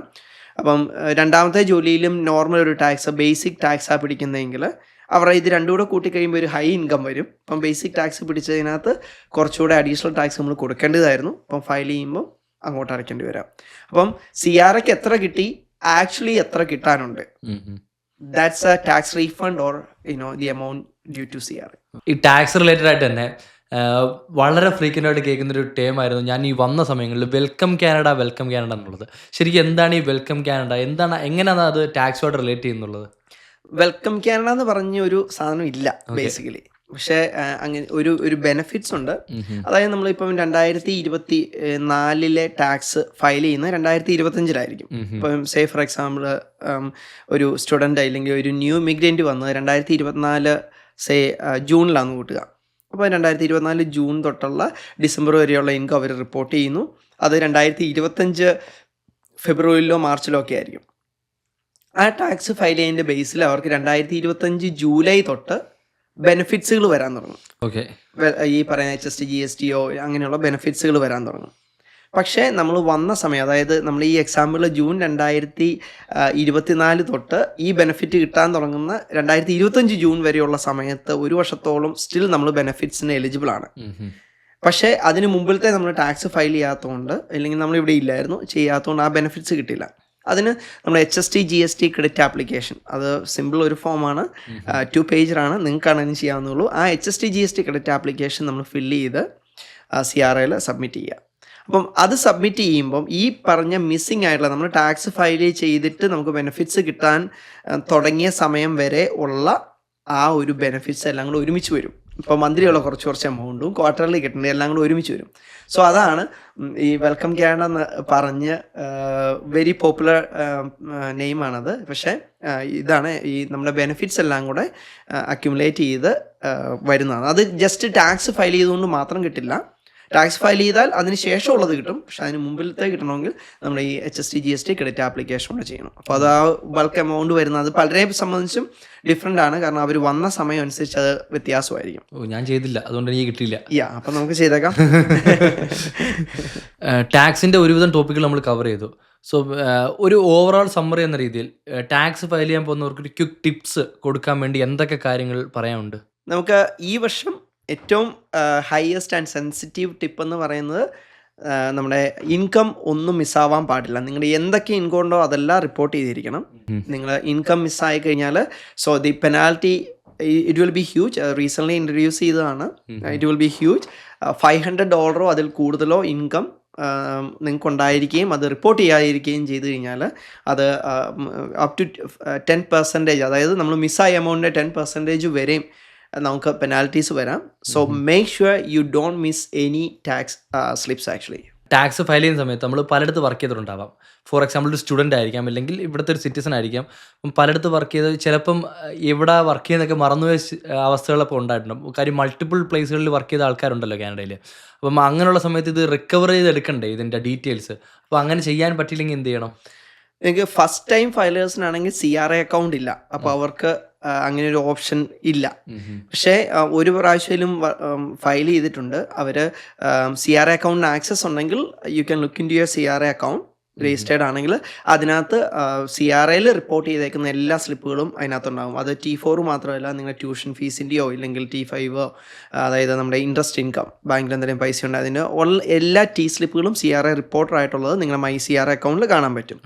ഇനി for us the service we are providing, ഇപ്പോൾ ഇൻ കേസ് നിങ്ങൾക്ക് നിങ്ങളുടെ CRA അക്കൗണ്ടിൽ ആക്സസ് ഇല്ല എങ്കിൽ we will get an authorization from you and we will get all the tax slip from CRAയിൽ റിപ്പോർട്ട് ചെയ്തേക്കുന്ന എല്ലാ സ്ലിപ്പുകളും ഞങ്ങൾക്ക് എടുക്കാൻ പറ്റും. അപ്പോൾ നമ്മുടെ എക്സിസ്റ്റിംഗ് ക്ലയൻസിന് already majority of them they already have authorization for us. അപ്പം ഞങ്ങൾക്ക് അവരുടെ എല്ലാ ക്ലയൻസിൻ്റേതും നമ്മൾ in additional that's an additional service നമ്മൾ കൊടുക്കുന്നത്. നമ്മൾ CRAയിൽ പോയി ഓരോ ക്ലയൻസിൻ്റേതും CRAയിൽ സ്ലിപ്പുകളൊന്നും മിസ് ചെയ്തിട്ടില്ല എന്ന് ഉറപ്പ് വരുത്തിയാണ് നമ്മൾ ഫയൽ ചെയ്യുന്നത്. ഇനി tax payer they can do by themselves. പക്ഷേ ഫസ്റ്റ് ടൈം ഫയലർ ആണെങ്കിൽ നിങ്ങളത് ഓർത്തിരുന്ന് എവിടേക്കാണെന്നോ അവരെ കോൺടാക്ട് ചെയ്തെടുക്കണം. ടാക്സ് ഫയൽ ചെയ്യുന്ന സമയത്ത് പലരുടെയും മൈൻഡിലുള്ളത് ഈ റിട്ടേൺ കൂടുതൽ കിട്ടുക എന്നുള്ളതാണ്. അപ്പം ഈ റിട്ടേൺ കൂടുതൽ ആര് ഓഫർ ചെയ്യുന്നോ അവരുടെ അടുത്ത് ടാക്സ് ഫയൽ ചെയ്യുന്നുള്ളൊരു സിനാരിയോ നടക്കുന്നുണ്ട്. അപ്പം എങ്ങനെയാണ് ഈ പേഴ്സൺ ടു പേഴ്സൺ ഇത് വ്യത്യാസം വരുന്നത്? ഒരു വ്യക്തി ടാക്സ് ഫയൽ ചെയ്യുമ്പോൾ കൂടുതൽ റീഫണ്ട്, വേറൊരു വ്യക്തി ഫയൽ ചെയ്യുമ്പോൾ കുറവ് റീഫണ്ട്, എങ്ങനെയാണ് ഇതെങ്ങനെ വർക്ക് ചെയ്യുന്നത്? അതിനകത്ത് that's a very tricky question. എല്ലാവരും ഇപ്പം അഭിഷേക് പറഞ്ഞ പോലെ തന്നെ ടാക്സ് ഫയൽ ചെയ്യാമെന്ന് റീഫണ്ടിന് വേണ്ടിയാണ്. റീഫണ്ട് കിട്ടിയില്ലെങ്കിൽ ആൾക്കാർ അപ്സെറ്റ് ആവും. ബട്ട് ടാക്സ് ഫയൽ ചെയ്യുന്ന റീഫണ്ടിന് വേണ്ടിയല്ല, we are reporting the income. നമുക്ക് ആക്ച്വലി കിട്ടാനുണ്ടെങ്കിൽ കിട്ടും, കൊടുക്കാനുണ്ടെങ്കിൽ നമ്മൾ കൊടുക്കുക. ഇപ്പം ഒരാളുടെ അടുത്ത് വന്ന് നമ്മൾ നോക്കി അവിടത്തേക്കാളും $1,000 റിട്ടേൺ ഉള്ളൂ, അടുത്ത ആളെ ചെല്ലുമ്പോൾ അവർ $5,000 റിട്ടേൺ പറയുന്നു. Okay, they are filing with the second person. അതിന് സംഭവിക്കുന്നത് വെച്ചാൽ just a matter of plugging the numbers. We are not submitting any document when we are filing the taxes. ഞങ്ങളെപ്പോഴും ടാക്സ് ഫയൽ ചെയ്യുമ്പോൾ നമ്മൾ whatever the document they produce based on that we are calculating. അങ്ങനെ ആര് calculate ചെയ്താലും CRA certified ആയിട്ടുള്ള ഏത് സോഫ്റ്റ്വെയറിൽ tax file ചെയ്യുന്ന ആൾക്കാർ ആര് ചെയ്ത് കഴിഞ്ഞാലും that return will be the same. പക്ഷേ റീഫണ്ട് കൂട്ടാൻ വേണ്ടി പല ഇടത്തും ചെയ്യുന്നത് എന്ന് പറഞ്ഞാൽ അവർ they are just plugging the numbers. അവർ ക്രെഡിറ്റുകൾ കൂട്ടിയിടും. ഇല്ലെങ്കിൽ വി ഡോണ്ട് നോ ആക്ച്വലി ഈ ആൾക്കാർ കൂടുതൽ റീഫണ്ടിന് വേണ്ടി പോകുന്ന ആൾക്കാർ അവർക്കറിയത്തില്ല അവരുടെ അക്കൗണ്ടിൽ എന്താ സംഭവിച്ചേക്കുന്നത്. they are only looking for the numbers. So basically അപ്പം ഒരിക്കലും റീഫണ്ട് നോക്കി പോകരുത്. As long as it's reported properly based on the document you have provided. അതാണ് നോക്കേണ്ടത്. ഇപ്പം എൻ്റെ ഒരു ഫ്രണ്ടിന് ഇത്ര റീഫണ്ട് ഉണ്ടോ അതുകൊണ്ട് എനിക്കും റീഫണ്ട് കുറഞ്ഞു പോയി എന്ന് പറയരുത്. ഫ്രണ്ടിൻ്റെ നിങ്ങളുടെ സിറ്റുവേഷൻ വിസിബിളി സെയിം ആണെങ്കിലും ഒരു ടാക്സ് പെർസ്പെക്റ്റീവിൽ വരുമ്പോൾ പല കാര്യങ്ങളിലും വ്യത്യാസങ്ങളുണ്ടാവും. അപ്പോൾ refund will be different. Refund കൂടുതൽ കിട്ടുന്ന അടുത്ത് പോകണോ വേണ്ടതെന്ന് ചിന്തിച്ചിട്ട് വേണം പോകാനല്ലേ? തീർച്ചയായിട്ടും. അത് റീഫണ്ട് അത് എങ്ങനെയാണ് ഒരാൾക്ക് മാത്രം അത്രയും പൈസ കൊടുക്കാൻ പറ്റുന്നത്? ഇവിടെ 1000 പറയും, മറ്റൊരു 5000. So there is something fishy. അതെന്താണ്? ആൻഡ് നിങ്ങൾക്ക് ഒരു ടാക്സ് സമ്മറി തന്നു കഴിയുമ്പം you have to ask, it's your responsibility. പിന്നീട് പണിയൊക്കെ കിട്ടിക്കഴിയുമ്പോൾ ആൾക്കാർ നമ്മുടെ അടുത്ത് വരുന്നത് നമുക്ക് ഇങ്ങനെ ഇഷ്യൂസ് ഉണ്ടെന്ന് പറഞ്ഞു വരുന്നത്. അതൊരിക്കലും നിങ്ങൾ ഇപ്പം അങ്ങനെ ഒരു ഹൈ ടാക്സ് റീഫണ്ട് വരുന്ന ഒരാളുടെ അടുത്ത് നിങ്ങൾക്ക് ടാക്സ് സമ്മറി തരുന്ന സമയത്ത് ഇല്ലെങ്കിൽ ഞങ്ങളുടെ അടുത്താണെങ്കിൽ പോലും you can ask the question like ഞാൻ ഇത്രയാണ് ടാക്സ് പിടിച്ചത്, അത് ക്ലിയർ ആണ് അതിനകത്ത് പറയുന്നത്, ഇത്രയാണ് ടാക്സ് പിടിച്ചേക്കുന്നത്, ഇത്രയും ആക്ച്വൽ ടാക്സ് ഉണ്ട്, സോ ദിസ് ദി റീഫണ്ട്. ഇത് എങ്ങനെയാണ് ആ എമൗണ്ടുകളിലോട്ട് എത്തിയെന്നുള്ള calculation usually on the first page of the tax summary. നിങ്ങൾ അത് നോക്കാനുള്ള ഒരു സമയമെങ്കിലും ഉറപ്പായിട്ടും എടുക്കണം, അത് നോക്കണം, so that you can avoid many issues in the future. ഒരു ടാക്സ് ഫയൽ ചെയ്യാൻ വേണ്ടി ഇപ്പം ഞാൻ പോകുന്നു, നേരത്തെ ചേട്ടൻ പറഞ്ഞ $30 മതി ഒരു ടാക്സ് ഫയൽ ചെയ്യാനായിട്ട്. അപ്പം ആ $30 നമ്മൾ ആർക്ക് സ്പെൻഡ് ചെയ്യണം? അപ്പം നമ്മളൊരു ടാക്സ് കൺസൾട്ടൻറ്റിനെ ചൂസ് ചെയ്യാൻ നേരത്ത് എന്തൊക്കെ ക്രൈറ്റീരിയ ആയിരിക്കണം നമ്മൾ ചെക്ക് ചെയ്യേണ്ടത്? ബേസിക്കലി ഞാൻ പറയുന്നത് ആക്സസിബിലിറ്റി ആണ്. അതായത് നമ്മൾ വിളിച്ചാൽ ഇല്ലെങ്കിൽ നമുക്കൊരു എപ്പോഴും കണക്ട് ചെയ്യാൻ പറ്റുന്ന ഒരാളായിരിക്കണം. പലപ്പോഴും സംഭവിക്കുകയെന്ന് വെച്ചാൽ ഏതെങ്കിലും ഒരു ഇമെയിൽ അഡ്രസ്സിലോട്ട് ഫ്രണ്ടോ ഇല്ലെങ്കിൽ ആരെങ്കിലും അറിയാവുന്ന ആൾക്കാർ കൊടുത്ത ഇമെയിൽ അഡ്രസ്സിലോട്ട് അത് ആരാന്ന് പോലും നമുക്കറിയത്തില്ല, ഒരു ഓതൻറ്റിസിറ്റി ഇല്ല. ആ ഇമെയിലിലോട്ട് അല്ലെങ്കിൽ ഒരു വാട്സപ്പ് നമ്പറിലോട്ട് നമ്മുടെ very confidential and personal documents അയച്ചു കൊടുക്കുക. Then they are doing something and sending summary back, നമ്മൾ പൈസയും പേ ചെയ്യുന്നു. പിന്നീട് അതിനകത്തൊരു ഇഷ്യൂ വരുമ്പോൾ ഈ ഇത് ചെയ്ത ആൾക്കാരെ നമുക്ക് കോണ്ടാക്ട് ചെയ്യാൻ പറ്റുന്നില്ല. അപ്പം ഉറപ്പായിട്ട് നമുക്കൊരു ആക്സസിബിലിറ്റി ഇല്ലെങ്കിൽ ഒരു വിസിബിൾ ആയിട്ടുള്ള ഒരു ഐഡൻറ്റിറ്റി ഉള്ള ഫേംസ് ഉറപ്പായിട്ട് ഇഷ്ടംപോലെ ലെജിറ്റാണ്. നമ്മളെപ്പോലെ തന്നെ ഇൻഡസ്ട്രിയിൽ ഒത്തിരി ആൾക്കാരുണ്ട്. സോ ഒരു നിങ്ങൾക്ക് ഒരു ഫിസിക്കൽ ആക്സസോ ഇല്ലെങ്കിൽ നിങ്ങൾക്ക് ഓവർ ദി ഫോണോ ആർക്കാണ് നിങ്ങൾ ആ ഡോക്യുമെൻ്റ് കൊടുക്കുന്നതെന്ന് ഉറപ്പ് വരുത്തിയിട്ട് കൊടുക്കുക. So that's A main thing. So അല്ലാതെ ഇതിനകത്ത് വേറെ ഒത്തിരി കോംപ്ലിക്കേഷൻസ് ഒന്നുമില്ല. So it's accessibility and identity of the person or the firm, that's very important. Deadline meet ചെയ്യാൻ പറ്റിയില്ല, അപ്പം ടാക്സ് ഫയൽ ചെയ്യേണ്ട ഡെഡ് ലൈൻ എനിക്ക് മീറ്റ് ചെയ്യാൻ പറ്റില്ലെങ്കിൽ ഞാൻ എന്ത് ചെയ്യും? പിന്നെ still you can file the taxes. ഇപ്പം April 30 നിങ്ങൾ ജൂണിലോ ജൂലൈയിലോ ഓഗസ്റ്റിലോ ഒക്കെ ടാക്സ് ഫയൽ ചെയ്യാം, അതിന് കുഴപ്പമില്ല. In case if you owe any money to CRA, അങ്ങനെയാണെങ്കിൽ ഈ April 30 ഡെഡ് ലൈന്. April 30 തൊട്ട് നിങ്ങൾ എന്ന് ഫയൽ ചെയ്യുന്നു ആ ഡേറ്റ് വരെ ഉള്ള പെനാൽറ്റി നിങ്ങൾ അടയ്ക്കണം. Because you suppose to pay that amount by April 30. അത് നിങ്ങൾ ചെയ്തിട്ടില്ല, അതുകൊണ്ട് ആ ഒരു പെനാൽറ്റി അടയ്ക്കേണ്ടി വരും. നേരെ മറിച്ച് ഒരു റീഫണ്ട് ആണെങ്കിൽ, ഈ സെയിം എക്സാമ്പിൾ ഒരു റീഫണ്ട് ആണെങ്കിൽ നോ ഇഷ്യൂസ്, നമുക്ക് ആ റീഫണ്ട് കിട്ടും. നമുക്ക് പക്ഷേ ഇൻട്രസ്റ്റ് അവർ പേ ചെയ്യൊന്നുമില്ല, നമുക്ക് കിട്ടാനുള്ള ആ പൈസ തരും. നേരത്തെ പറഞ്ഞായിരുന്നു CR എന്നുള്ള ലെറ്റർ വരും എന്നുള്ളത്. അപ്പോൾ ഈ CR എന്നുള്ള ലെറ്റർ ഞാൻ അക്സെപ്റ്റ് ചെയ്തില്ല, എനിക്ക് കിട്ടിയില്ല എന്നുണ്ടെങ്കിൽ നമുക്ക് ആ പേര് പറഞ്ഞ് നമുക്ക് ഈ പെനാൽറ്റിയിൽ നിന്ന് ഒഴിഞ്ഞു മാറിക്കൂടെ? അത് വോളണ്ടറി ഡിസ്ക്ലോഷർ നമുക്ക് ചെയ്യാം. നമ്മൾ പറയുന്നു നമുക്കത് കിട്ടിയിട്ടില്ലായിരുന്നു, നമുക്ക് നോർമൽ കേസുകൾ if it's not a big issue they will accept it. ഇപ്പം പല കേസുകളും ലെറ്ററുകൾ കിട്ടുന്നത് 30 days ആയിരിക്കും എല്ലാ ഓഡിറ്റുകൾക്കും ഒക്കെ വരുന്നത്. അപ്പം ചിലപ്പോൾ നമുക്കൊരു 25th day ഒക്കെ ആയിരിക്കും നമ്മൾ കറങ്ങി തിരിഞ്ഞ് കിട്ടുന്ന, ഇല്ലെങ്കിൽ നേരത്തെ അഡ്രസ്സിൽ നിന്ന് നമ്മുടെ കയ്യിലെത്തുമ്പോൾ. അപ്പം അവരെ വിളിച്ചു കഴിഞ്ഞാൽ usually they will extend the dead line. പക്ഷെ അവരെ വിളിച്ച് നമ്മൾ ഡെഡ് ലൈൻ എക്സ്റ്റെൻഡ് ചെയ്യണം. അപ്പോൾ റീസെൻ്റ്ലി വന്നൊരു കേസിൽ അങ്ങനെ എക്സ്റ്റെൻഡ് ചെയ്തിട്ടില്ലായിരുന്നു. അവർ CRA ഈ ലെറ്റർ കിട്ടിയത് നമ്മുടെ എക്സ്പ്ലനേഷൻ കിട്ടിയ ആ ഡേറ്റിന് ശേഷമായതുകൊണ്ട് തന്നെ അവരത് റിജക്റ്റ് ചെയ്തത് ഡയറക്റ്റ്. അപ്പം അങ്ങനെ ഒരു നമുക്ക് ടൈം വേണമെങ്കിൽ അവരെ വിളിച്ചു കഴിഞ്ഞാൽ നമുക്കത് എക്സ്റ്റെൻഡ് ചെയ്യാൻ പറ്റും. ഫ്രീലാൻസ് ആയിട്ട് കുറേ പേര് വർക്ക് ചെയ്യുന്നുണ്ടല്ലോ കാനഡയിൽ. ഇപ്പോൾ ഫോട്ടോഗ്രാഫേഴ്സ്, അതുപോലെ തന്നെ ഫ്രീലാൻസ് ആയിട്ട് എഡിറ്റ് ചെയ്യുന്നവർ, അങ്ങനെ കുറേ ഫ്രീലാൻസ് ആയിട്ടുള്ള ഓപ്പർച്യൂണിറ്റീസ് ഇപ്പം കാനഡയിലുണ്ട്. അപ്പം ഇങ്ങനെ ഫ്രീലാൻസ് ആയിട്ട് വർക്ക് ചെയ്യുന്നവർ ടാക്സ് ഫയൽ ചെയ്യുമ്പോൾ എന്തെങ്കിലും കാര്യങ്ങൾ ശ്രദ്ധിക്കണോ? അവർക്ക് കിട്ടിയ ടോട്ടൽ ഇൻകം ഉറപ്പായിട്ടും അത് നിങ്ങൾ തന്നെ റെക്കോർഡ് കീപ്പ് ചെയ്യാം. നമ്മുടെ ബെസ്റ്റ് ബെറ്റ് ഈസ് എക്സൽ ഉറപ്പായിട്ടും കീപ്പ് ചെയ്യാം. ഇല്ലെങ്കിൽ നമുക്ക് ഒത്തിരി ഓൺലൈൻ സോഫ്റ്റ്വെയർ ഉണ്ട് ഫ്രീ ആയിട്ട്. നിങ്ങൾ കിട്ടിയ ടോട്ടൽ ഇൻകം ടോട്ടൽ ആഡ് ചെയ്ത് വെക്കുക. അതുപോലെ തന്നെ ആ ബിസിനസ്സിന് വേണ്ടി നമുക്കുണ്ടായ എല്ലാ എക്സ്പെൻസുകളും, സേ ഫോർ എക്സാമ്പിൾ ഒരു ഫോട്ടോഗ്രാഫർ ആണെങ്കിൽ he is travelling to the one place to another place, ആ vehicle expense in the sense gas, insurance, maintenance, depreciation if it's a finance vehicle depreciation, ഇതെല്ലാം നമ്മൾ ബിസിനസ് യൂസിന്, ഇപ്പം ഒരു വണ്ടി ഉണ്ടെങ്കിൽ അതിൻ്റെ 50% ബിസിനസ് യൂസിനാണ് നമ്മൾ ഉപയോഗിക്കുന്നതെങ്കിൽ പറയുന്ന എല്ലാ എക്സ്പെൻസിൻ്റെയും 50% നമുക്ക് ബിസിനസ് എക്സ്പെൻസ് ആയിട്ട് ഇടാം. അതുപോലെ തന്നെ നിങ്ങളുടെ phone, you are using your phone to contact the customers, അപ്പം ആ ഫോൺ ബില്ലിൻ്റെയും ഒരു പോർഷൻ നമുക്ക് എക്സ്പെൻസ് ചെയ്യാം. അപ്പം നമുക്ക് കിട്ടിയ total income say for example ഒരു 20,000 കിട്ടി, ഈ പറയുന്ന എക്സ്പെൻസ് എല്ലാം കൂടി നമുക്കൊരു $8,000 എക്സ്പെൻസ് ആയെങ്കിൽ 20,000 - 8,000 ബാക്കിയുള്ള $12,000 മാത്രം നമ്മൾ ടാക്സ് അടച്ചാൽ മതി. ഓക്കെ. സോ പക്ഷെ അത് നമ്മൾ തന്നെ കീപ്പ് ചെയ്യണം, കാരണം there is no tax slip. അപ്പോൾ സെൽഫ് എംപ്ലോയിഡ് ആയിട്ടുള്ള ആൾക്കാർ അവർ തന്നെ ഒരു ബുക്ക് കീപ്പിംഗ് ചെയ്യുന്നത് നല്ലതാണ്. പിന്നെ ഈ പറയുന്ന എക്സ്പെൻസുകൾ, അതുമായിട്ട് റിലേറ്റഡ് ആയിട്ടുള്ള എല്ലാ എക്സ്പെൻസുകളും നമുക്ക് ഇതിനകത്ത് ഇൻക്ലൂഡ് ചെയ്യാനും പറ്റും. ഇപ്പം ഈ അടുത്ത് കാനഡയിൽ വളരെ വലുതായിട്ട് കണ്ടന്റ് ക്രിയേറ്റേഴ്സ് കൂടി വരുന്നുണ്ട്. ഇപ്പം ഇൻഫ്ലുവൻസേഴ്സ്, അപ്പോൾ ഇവർക്കെല്ലാം റവന്യൂ വരുമല്ലോ. അപ്പം എനിക്കിത് യൂട്യൂബിൽ നിന്ന് വരുന്ന റവന്യൂ, അതല്ലാതെ കൊളാബറേഷൻസ് ഇങ്ങനെ വീഡിയോകൾക്ക് ചെയ്യുന്നതിന്, അപ്പം ഇങ്ങനെയൊക്കെ കിട്ടുന്ന എക്സ്പെൻസുകൾ നമ്മൾ ഫയൽ ചെയ്യേണ്ടി വരുമോ? ഇപ്പം അഭിഷേക് ഈ ചോദ്യം ചോദിച്ച ഇൻഫ്ലുവൻസേഴ്സിനെ എല്ലാം കൂടെ ഉറപ്പായിട്ടും അവരുടെ ഇൻകം എന്ന് പറയുന്നത് that's A taxable income, any income. ഇപ്പം സേ ഫോർ എക്സാമ്പിൾ ഇപ്പം ഞാൻ ഒരാളെ വിളിച്ച് ഇന്ന് എനിക്ക് ഡ്രൈവേ ഷവൽ ചെയ്യാൻ ബുദ്ധിമുട്ടായിരുന്നു, ഞാൻ ഒരാളെ വിളിച്ചു, അവർ ഡ്രൈവേ ഷവൽ ചെയ്ത് തന്നു. ഞാൻ അവർ പറഞ്ഞ $100 ആണെങ്കിൽ ആ $100 കൊടുക്കുമ്പോൾ even that $100 is also taxable. അത് അവർക്ക് ഒരു ടാക്സബിൾ ഇൻകം ആണ്. That's A self employment.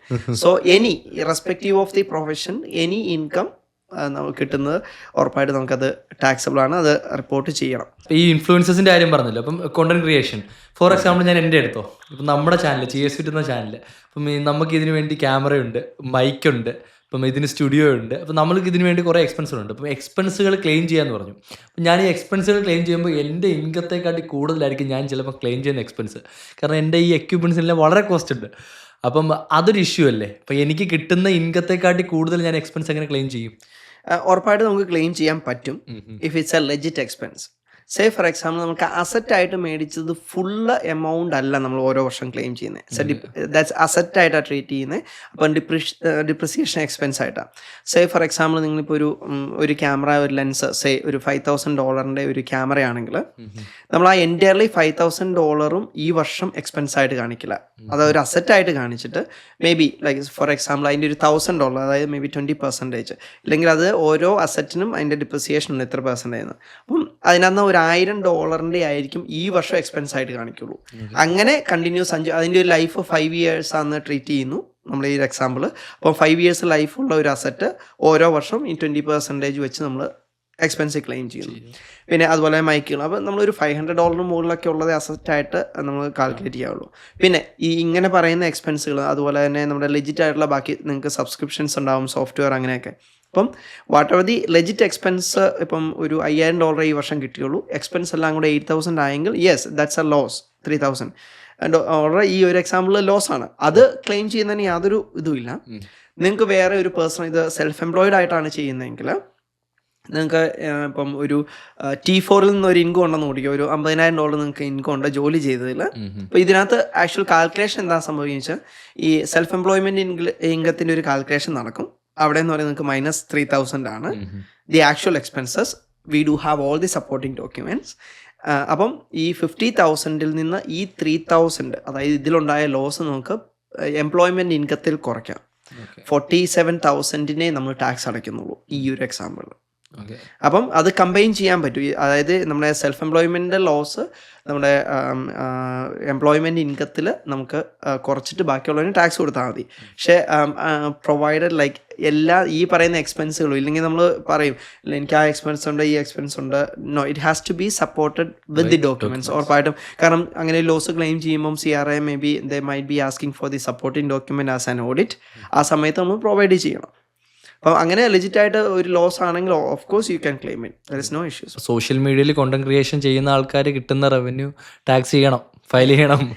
ഏത് ഇൻകം അത് ചെയ്യണം. That's our recommendation as a tax professional. Yes, that's our recommendation. ഞങ്ങളുടെ CS Fit കിട്ടിയാലും ചെയ്യണം. ടാക്സ് ഫയൽ ചെയ്യുന്ന ഒരു വ്യക്തി എങ്ങനെ ഒരു ഇമിഗ്രേഷൻ കൺസൾട്ടന്റ് കൂടെ ആയി? കാനഡയിലുള്ളൊരു സ്റ്റുഡന്റ് ഒരു ഇമിഗ്രേഷൻ കൺസൾട്ടന്റിനെ എങ്ങനെ ചൂസ് ചെയ്യണം? ഇമിഗ്രേഷൻ്റെ പാത്വേയിൽ വളരെ ഫ്രീക്വൻ്റ് ആയിട്ട് കേൾക്കുന്ന ഒരു വാക്കാണ് ഈ CRS സ്കോർ. ഒരു CRS സ്കോർ എങ്ങനെയാണ് കണ്ടുപിടിക്കേണ്ടത്?